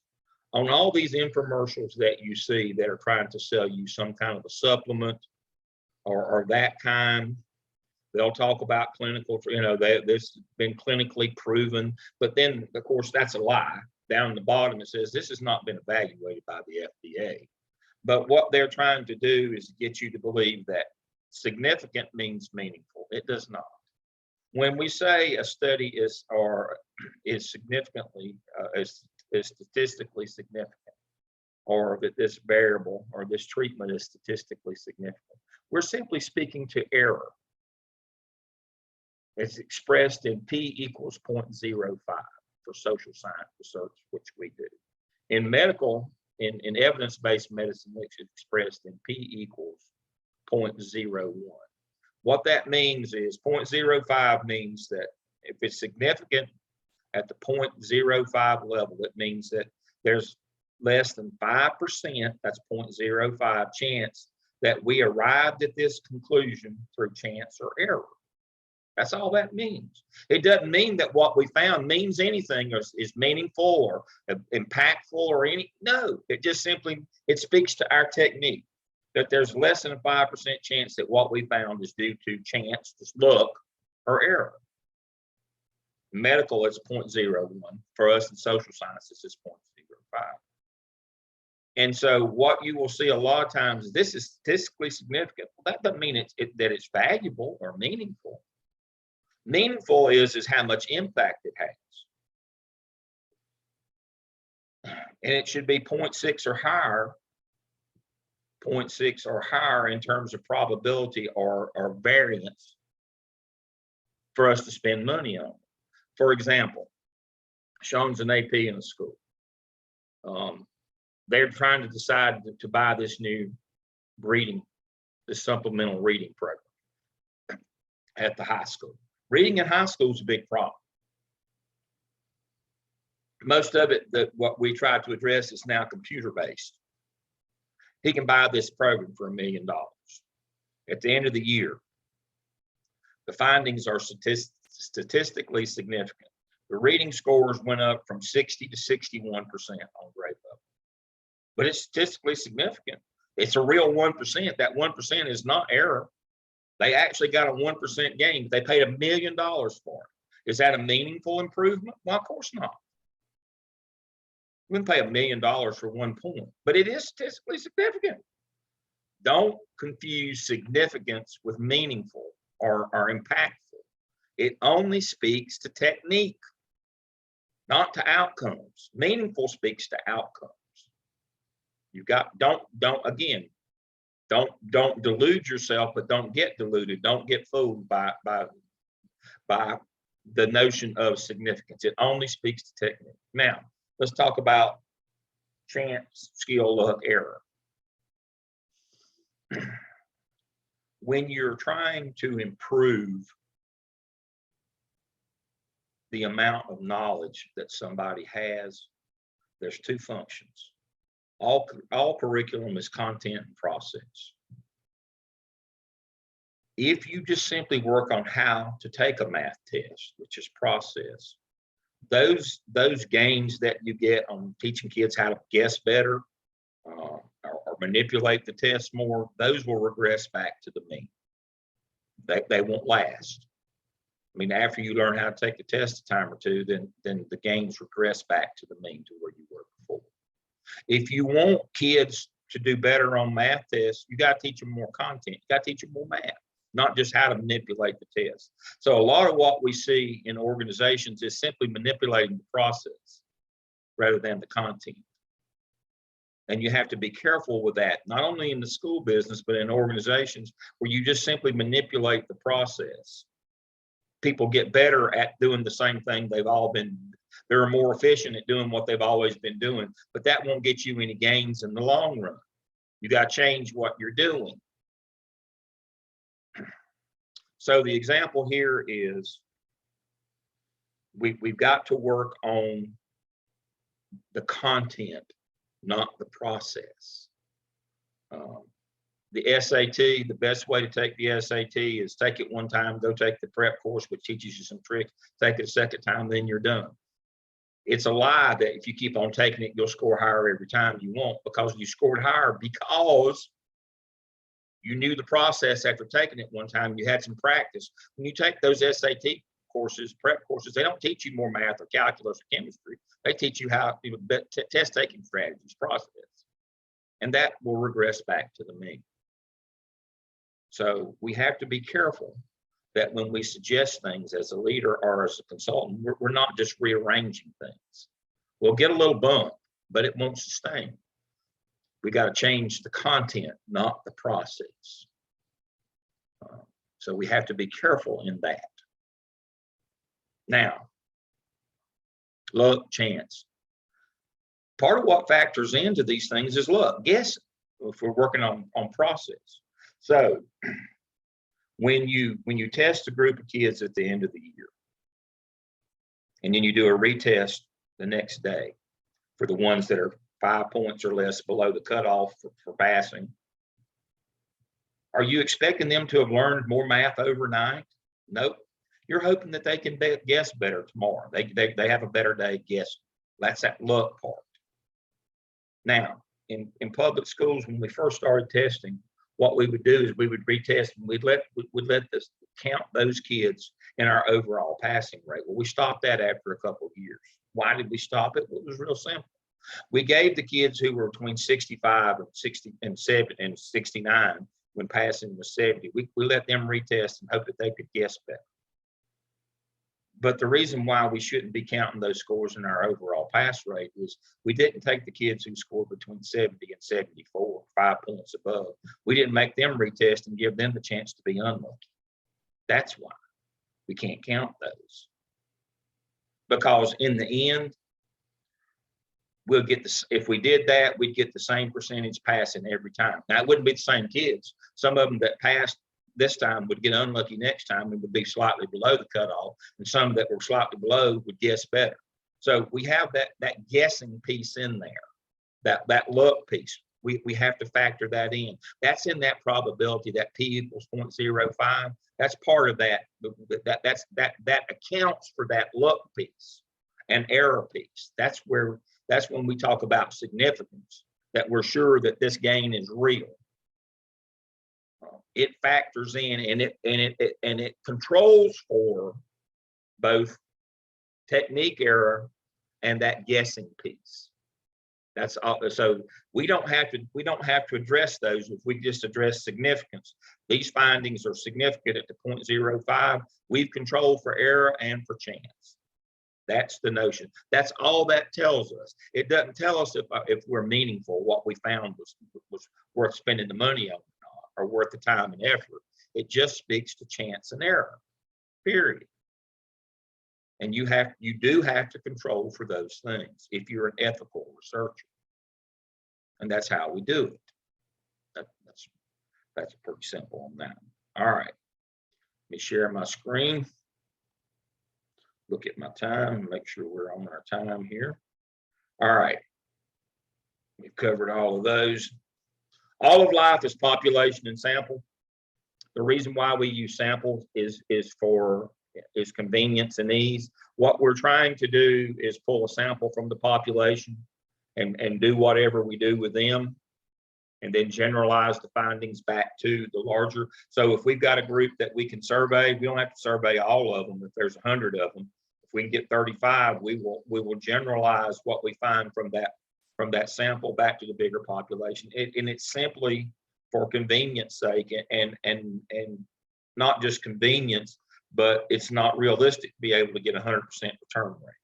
But that doesn't mean that what we find isn't significant, free of chance and error. It simply means that we can't get to everybody. It's not reasonable to expect us to get to everybody, but we pull a sample from the population. Now we have to be sure that that sample is representative of that larger population. And we do that with chi-square. The chi-square goodness of fit tells us, is that population representative, the sample representative of that larger population? That's what a chi-square goodness of fit test is. You can Google that, stick your numbers in, and be done in a second. Again, no math to do there.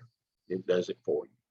And it tells you if that sample of the population is representative of that larger sample, of that larger population.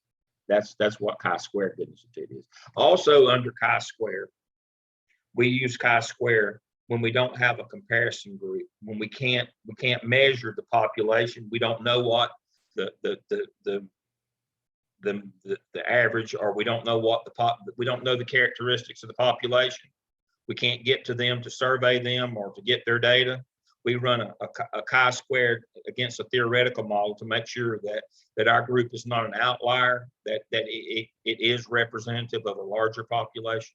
That's what we use chi-square for, to make sure that we're not an outlier and that our sample is representative of the larger population, so we can generalize our findings from this one department of the organization to the entire organization. That's simply it. So I've covered all of those. I've covered Z-test, T-test. All right, analysis of variance. Analysis of variance is we try to look at what percentage the variance in a dependent variable is attributed to independent variables. You said, well, that's as clear as mud. What does that mean? All right, so here's what it means. We've got a test score from a kid. What are the contributing factors to that test score? Well, there's actually 10 things that contribute. There's 10 independent variables that contribute to that dependent variable, which is the test score. And we've got to figure out how much of the variance in that score is attributed to those 10. Are they all the same 10%? No.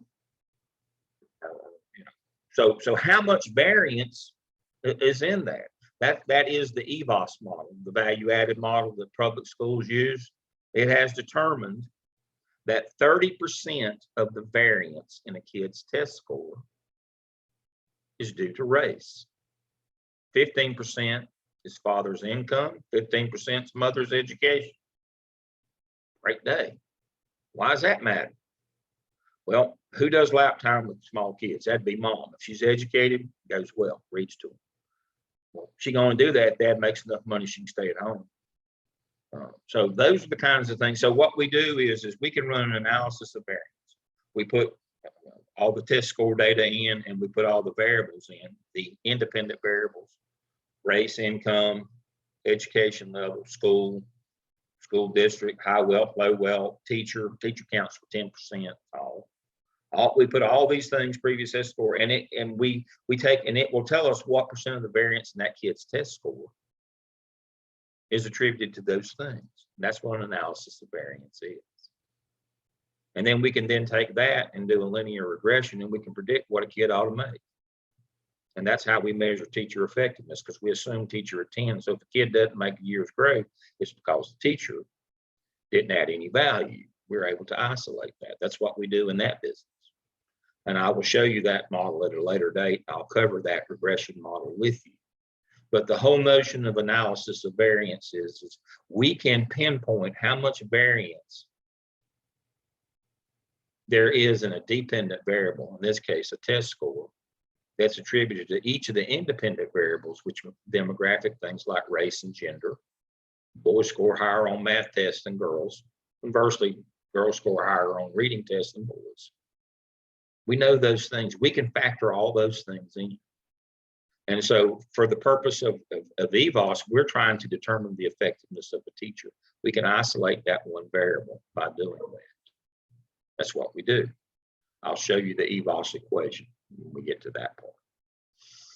Dr. Lamb, that was one of the surprising things that was, you mentioned this to us in mails. And I'll never forget the conversations that we had in our cohort after the fact, because people's minds were completely blown away that what they taught was only 10% of what the kid actually got. Yeah. So I think a lot of people took it personally too. And I don't, that was the thing, but very interesting. Yeah, people get mad. You definitely want to teach this lesson online, because if you teach it in person, people want to tackle you. Right. It gets a little bit personal, but it's just, again, data has no value. It's just numbers. It's what you ascribe to it that adds the value or not, and makes people mad. No, you're right. Exactly right. It gets personal. That's why I said it's better not to be at your church or at your place of business, because sometimes this data gets kind of, it gets up close and personal. It gets on you. Yeah. Because data does not care. It'll cut you long, quick, and deep. I mean, it doesn't care. You got to understand that. That's where the ethical piece comes in. You can't sugarcoat it. If you're an ethical researcher, it is what it is. And Sean is exactly right. When I teach that lesson in assessment, well, people get mad as fire. You've called me out. Hey, I'm just telling you how the numbers work. I always heard bit dog hollers the loudest. So I mean, if you're insulted, that's on you. You got to do better. And so, but yes, that's what an analysis of variance is. We take the test score data and all the demographic variables that we know about that particular, that contribute to that data, to that score. And it tells us exactly what percent of the variance in that score is attributed to that independent variable. We can do it other than test scores as well. That's one of the things that when you're working in organizations and you do an analysis of variance then, and it basically it says who's worth what and what value comes from where. Well, that upsets the apple cart. Well, that sets people on fire. You got to be careful with analysis of variance. It can get really ugly. Now we take that data and we can predict things. Again, inferential statistics. That's what analysis of variance and linear regressions are. We can predict outcomes if we know what the inputs are. If we know what our independent variables are, we can predict our outcomes, our dependent variables. We know to add more of this and take from that. And people don't like that either because it upsets the usual customary practices. We need to be spending more time and effort in this area rather than this area to affect our outcome. People don't want to hear that. So you have to be real careful with those. I don't suggest, and we generally don't do much analysis of variance or regression work in consultancy because, again, we need these people till you get through. That's why you hear me say, don't get in the business of implementing this stuff, because then you have to tell them these things. Just hand them the plan and run. Try to get the bank for the check bounces. That's what you do as a consultant. Don't get into the implementation business, because then we have to get into analysis of variance and we have to get into linear regression. And all of a sudden, you know, the pecking order of that organization gets disturbed, and who's adding value and who's not becomes very clear. And it may not be the company line. I've got one right now. What we're finding is the leadership in her company adds no value. It's you know, they're doing the opposite of adding value. They can't see their own biases and maybe a little bit of racism thrown in there, and they think it's somebody else's problem that they can't get any minority partnerships. It's you.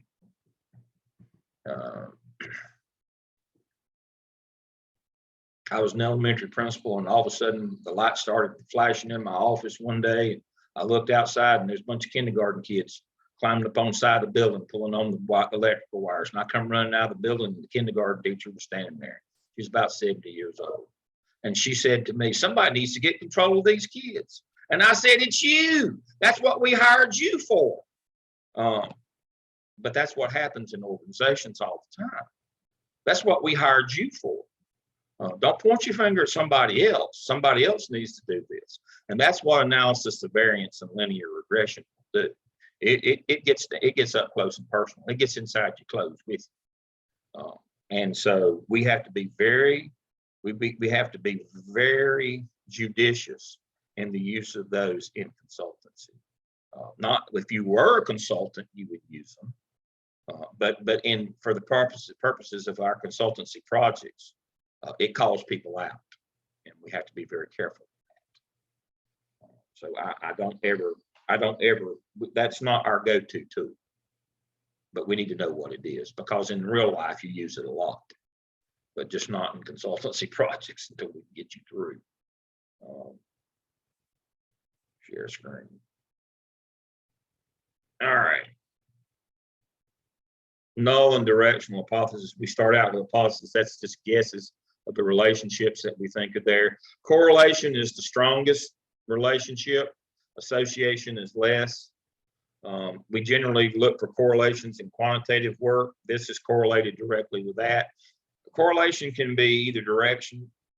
It can be positive or negative, and what that means is not good or bad. It means a positive correlation is when one goes up, the other goes up.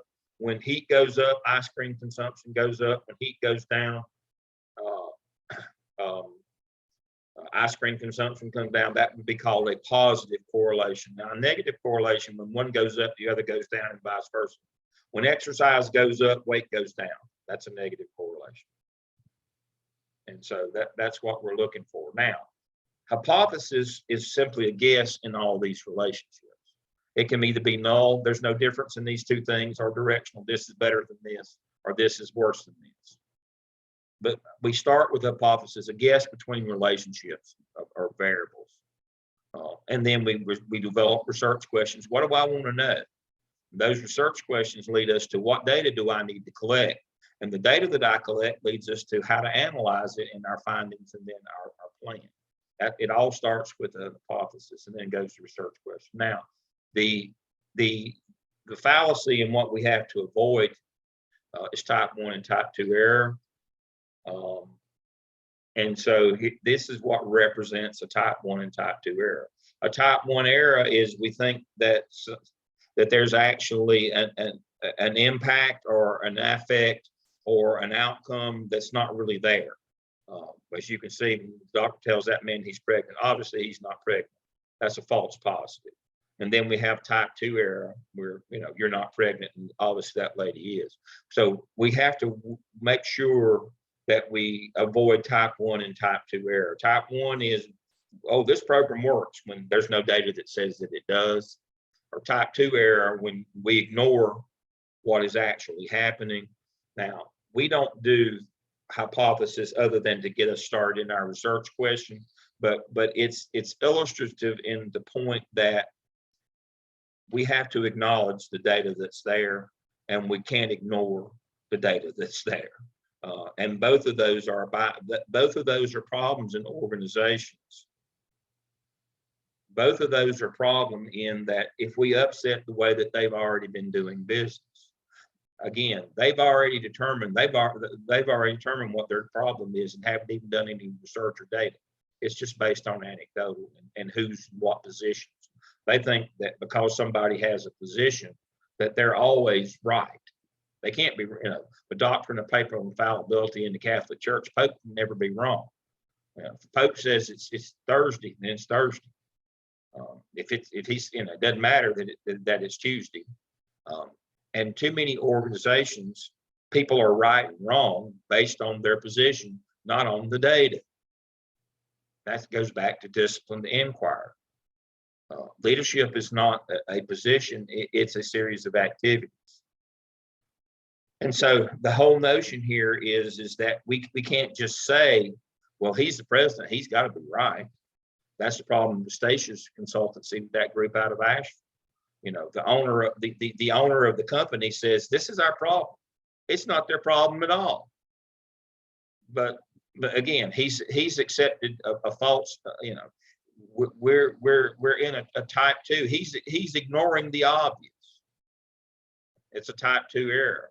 But because he's the president, everybody else has had to line up behind him and say, yeah, that's the problem, when it's not the problem at all.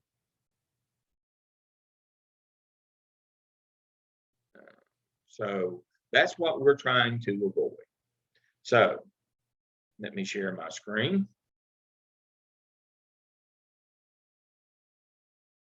Here are my top 10 things to remember from today. Statistical significance only speaks to technique, which is chance and error that we talked about, and not how meaningful the data is. You got to remember that. Don't be fooled by this is statistically significant. Only speaks to chance and error. Now, only 2.5% of all scores fall outside of 2 standard deviations from the mean. Everybody understands the bell-shaped curve, the middle. If it's a normal distribution, the mean, median, and mode will be the same, be right in the middle. And then we have standard deviations. That's the average distance scores fall from the mean in a normal distribution. Only 2.5%, 97.5% of all scores will fall within 2 standard deviations of the mean. Now, there are such things as outliers, which means the tails of that curve can never touch the x-axis. Now, it can be so close that you can't blow smoke between them, but it can't touch. That means that, nothing is completely impossible. It can be 1 in a billion, but it's still 1 in a billion. But 97.5% fall within 2 standard deviations of the mean. So when you have somebody who comes along and ethical people, when they report score gains, if they talk about the scale, you get 100 points of gain. What's the scale? When you talk about gain, you should be reporting in units of standard deviation. And if they tell you you can get 8 standards of deviation if you use this program, no, you can't. More than 2, the probability is very low. And if it's 3 or more,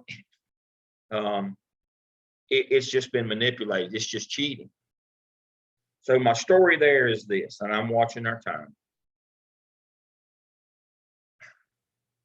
There's a school district in Western North Carolina that has 3 high schools. It's like all counties in North Carolina. It has the county seat, and that's the most academically competent high school in the district, because they have the doctors, lawyers, and Indian chiefs. They have the courthouse. They have the hospital. They have all those kids. They've always scored about 75% on grade level. The other end of the county is the working class high school. Business owners, people of that nature, they've always scored about 65. And then the third high school in the southern part is all the working people that work in the mills. They have always scored about 55% on grade level. Been that way since the beginning of testing. They got a new principal at the middle high school that always scored 65. In the very first year, they jumped from 65 to 85, scoring 10 points above the best high school in the district. And everybody's, it's a miracle. It's like the water stain of the baby Jesus, the shroud of Turin. It's people came from far and wide to see the miracle. What is the miracle? Everybody left like, we didn't see the miracle. We can't figure it out. That's 4 standard deviations. They jumped in testing 5 points. They jumped 4 standard deviations in 1 year. Did not change faculty, did not change their attendance boundary, did not change kids. Jumped 4 standard deviations in 1 testing cycle. 4. Can that be real? Of course not. It would be a bigger miracle than Jesus turning water into wine to get 4 standard. It's just not statistically possible. And everybody came from far and wide to see the miracle. Everybody looked. Everybody left just shaking their head. We can't see a miracle. The kids were just kind of quiet and to themselves, and the teachers were kind of just not doing anything.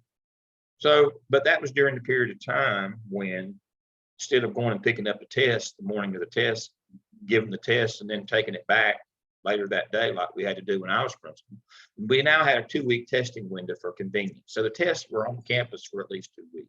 They were to be locked in a secure location. They were just making a study guide out of the test, passing it out. So every kids were pretty much well behaved.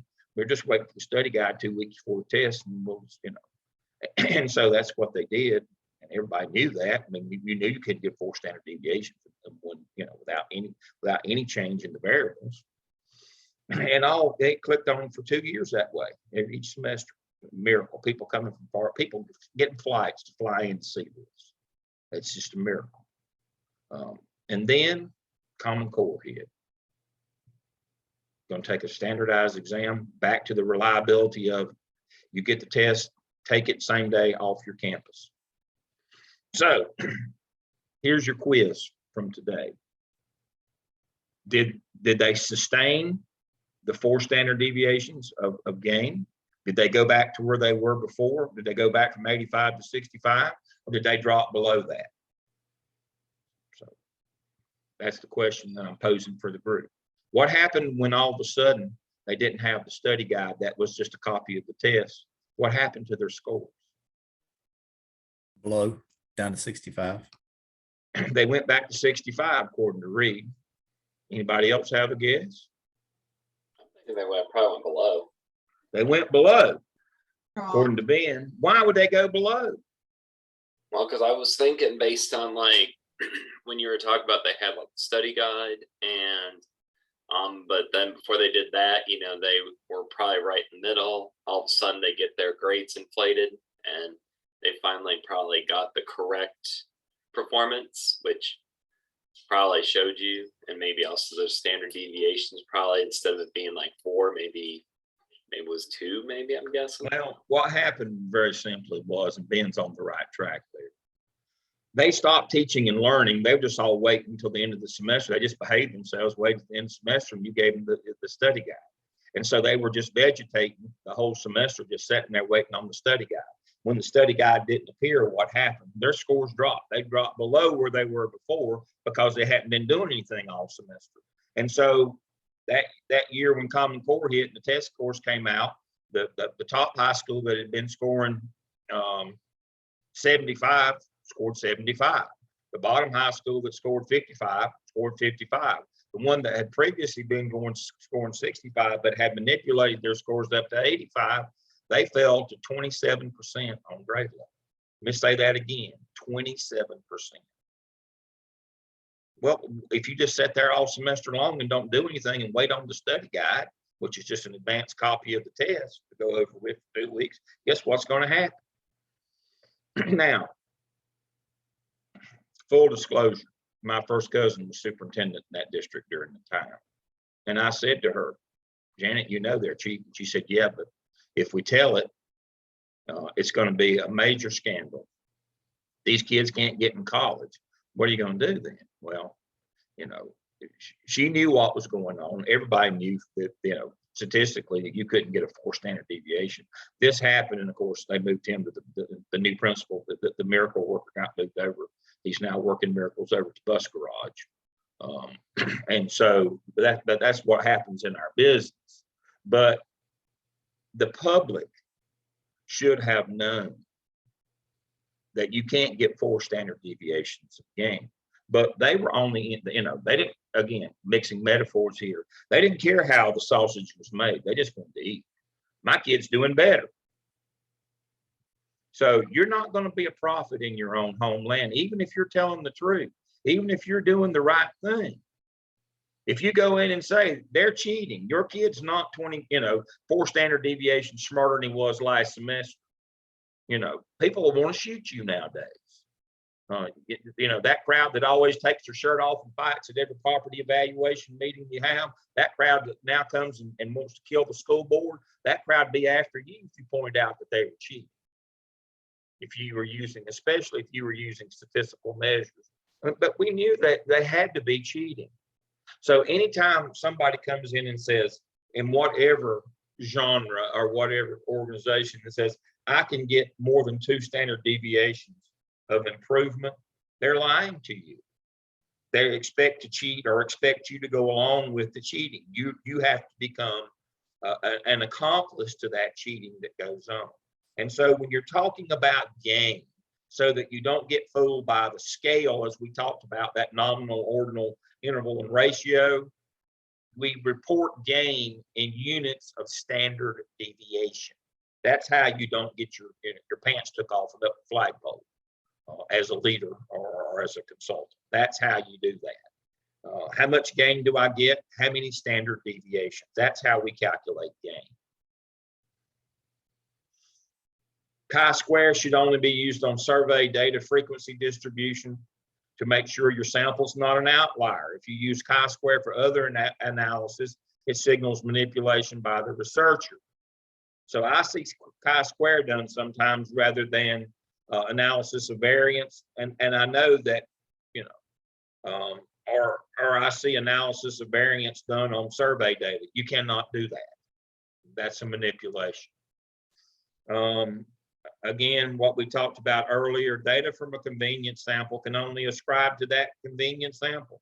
If you want to know why kids that got accepted to Gardner Webb and didn't come, you can't ask the kids who came. You have to ask the ones who didn't come.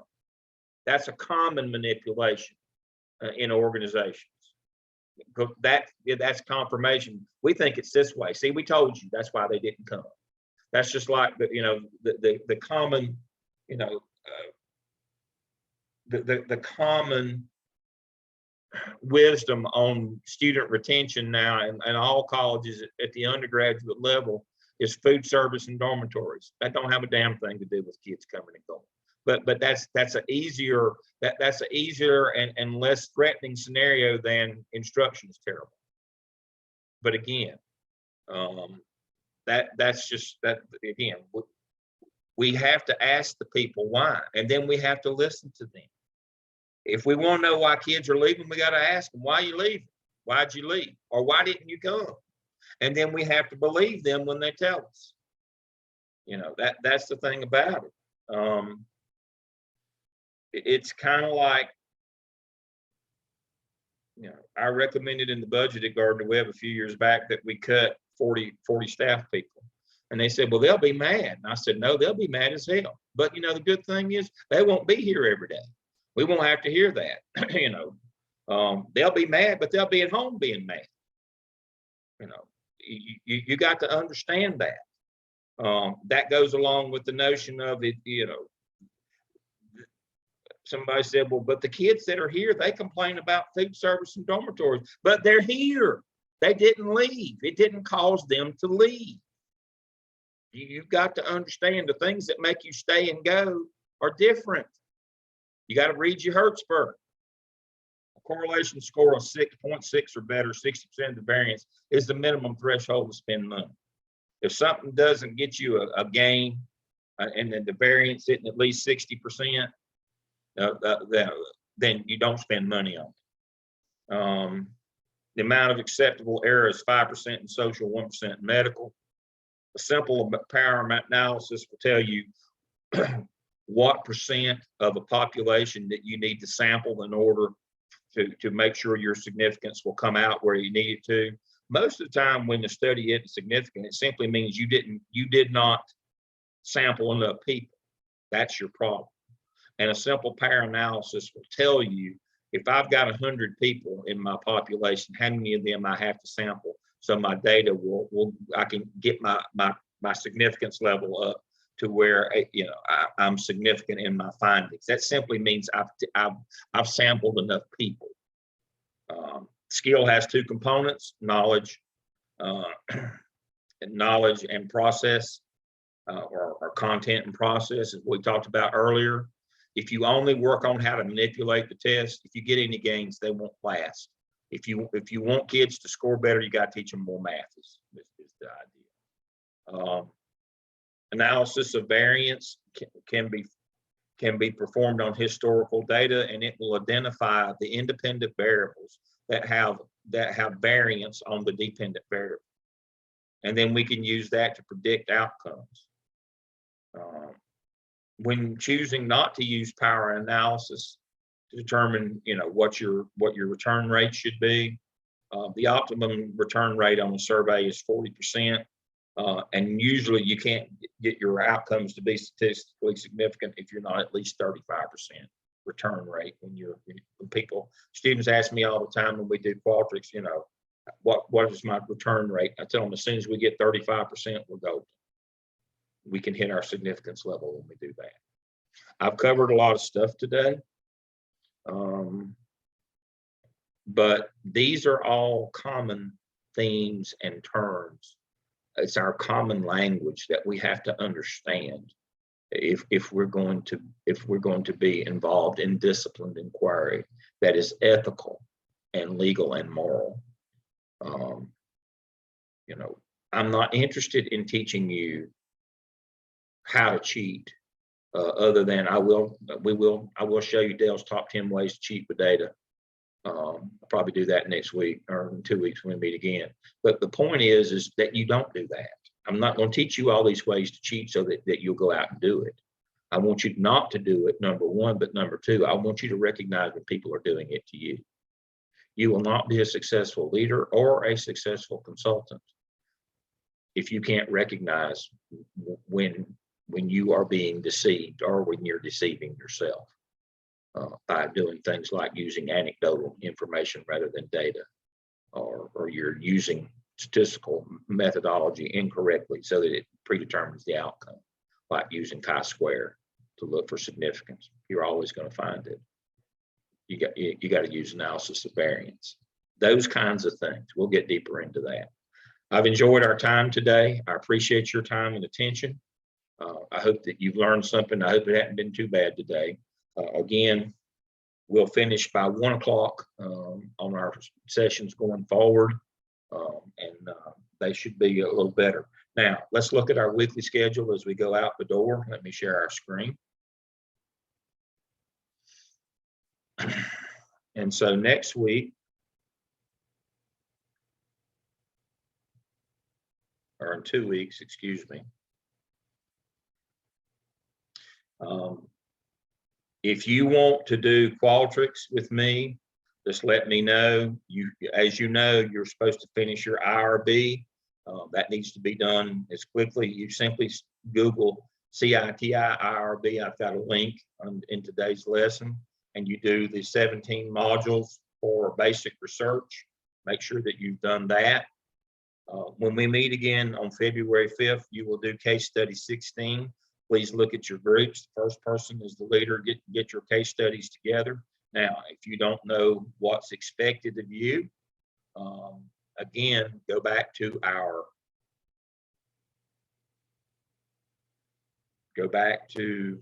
let's see what I've got under February 5th.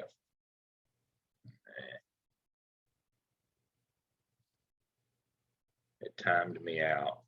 See if I can get back in.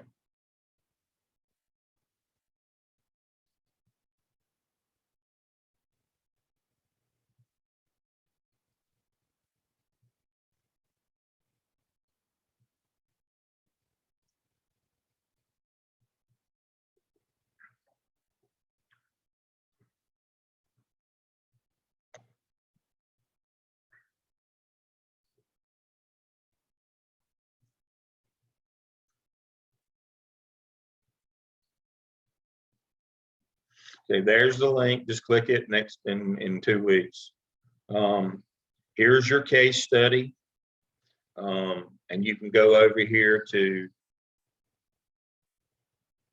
case study materials. And you can put your content. So here are your groups. And if you can use this to get in touch with one another, that just is, you can post your contact information. Here are your groups. Richard is the leader of this group, and then Ben and Bertie and Talia. And then here are your case study directions. And then this is how to analyze a case study, your presentation rubric. This is a case study. This is the first one that you will do. That's why it says first. You don't just get to pick which one. You start with this one, case study 16. It's about the Community Action Network in Austin. And then that will tell you all you need to know. Now,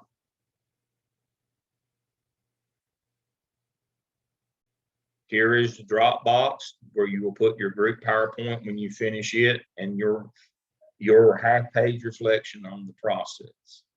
So those are the things that you will need in order to do your case studies.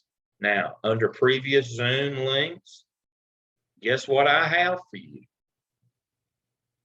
I have previous videos of when people presented their case study. So 16, so here's one, case study 1. I mean, this is case study 16, which is the first one. From 2 springs ago, here's one from there. There should be some newer ones here somewhere. But right there, that's the one that I would say that you should watch right there. Don't get confused, 16A is the second one. So this is the one that you would watch. It's not that long. You can see what the kind of the expectation is. If you're not clear, if by reading the materials is not enough, then you should watch the video under previous Zoom video links. But all that stuff is pretty clear. Now you say, Dale, you know, but I need for you to, part of this is, can you follow the directions instead of me walking you through each piece of it hand in hand. For collaborative projects, a big part of collaborative projects is, can you read the directions and come up with what we want? And so I could spend another 15 minutes walking you hand through, but I'm intentionally not doing that. All the materials you need are there to pull this off. And so I will do chapter 1 in Salkine to start next in 2 weeks when we get together. And then you will have time for each of your 4 groups to present your case study. And if you don't know how, look at the video. Walk yourself through that. And then we'll do Excel to end next week. We won't spend a lot of time on Excel other than formulas and functions. We'll do a couple of other things. All right. Questions you have for me? Actually, I have 2 questions. Pardon? I have two questions I need to ask really quick. Okay. The first one is regarding the city IRB training. Mhm. I know I already uploaded that into the consultancy shell. Do we need, I think I saw something in You here can put it there or you can put it here, either one. I've got it in both places. As long as you've done it, I'm happy as a lark. Okay, cool. And then the second question is regarding the groups. Like you have me as the leader of our group. Yeah. But I thought you said something, correct me if I'm wrong, like for the first one, like 16, whoever's on the top list would be the leader. And then like for the next one and previous ones, you just go down the list, or Yeah. it's us on the top list that leads all of them. No, you'll be the leader of the first one. The person that's second will be the leader of the second one, third, and then fourth. So the leadership role rotates each time. That's a great question. Okay, thanks. So you won't be leader each time. You get to be the leader one time. And see if it's, you know, how you know, it hopefully it won't be like trying to herd cats, but you never know. I mean, that's part of doing collaborative projects. The next level up, I mean, we can all get together in Zoom. But the next level above that is, can we get together and create a collaborative project?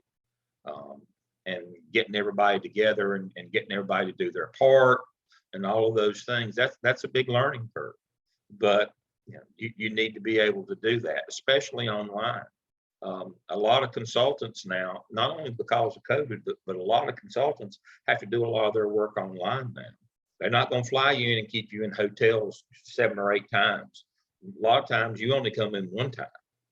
And so a lot of the work that you have to do as a consultant now, you do it collaboratively online. And so this is a big training piece, you know, pulling off these case studies. This first case study again is about learning that you have to, you know, be concerned with quality and quantity if you're trying to satisfy different funding agencies, like we talked about with the, you know, the rescue mission there in Cleveland County. Some authorities want to know how many you serve. Others want to know how well you serve, and the money is tied to that. So that you have to learn those metrics. And so that's what the first case study is about. It's pretty simple. It gets a little more complicated after that. All right. Good questions. What's next? All right. Dr. Burgess, Dr. Neal, any feedback from you from today? I think we're good. And the video, I'll have the link sent to you, Dale, as soon as it's done processing. Yeah. That'll be great. And I'll post those under January 22nd. When you click on it, I'll move them up to the top. And if you want to go back and review anything that was on video today, there'll be 2. There'll be the long session this morning, which you all talked about your projects. And then the afternoon session, or the after lunch break session, will be the actual content session of today. We'll have them in 2. All right. Everybody good? Anything else? Yeah, I did have one thing. I logged in. When I click on the Qualtrics, you know, first time user, I did that part. Click on the Qualtrics and it takes me to the shell and I'm logged in. My issue is my login credentials aren't working to access the coursework that's in, I guess, in Qualtrics that allows you to view how to create a project from scratch. So I didn't know if there was something I'm doing wrong or if that's something that's maybe not accessible to us. All right. So what we'll do is, as soon as we get through, because I'm going to be processing this video, send me a Zoom link and let me go in and look and see what your problem is. Okay. Just as soon as we buzz off here. Okay. Okay. You need to send me the link. All right. Okay. All right. All right, Will do. everybody. We'll see you in 2 weeks. Everybody All be right. safe. Bye-bye. Have a great weekend.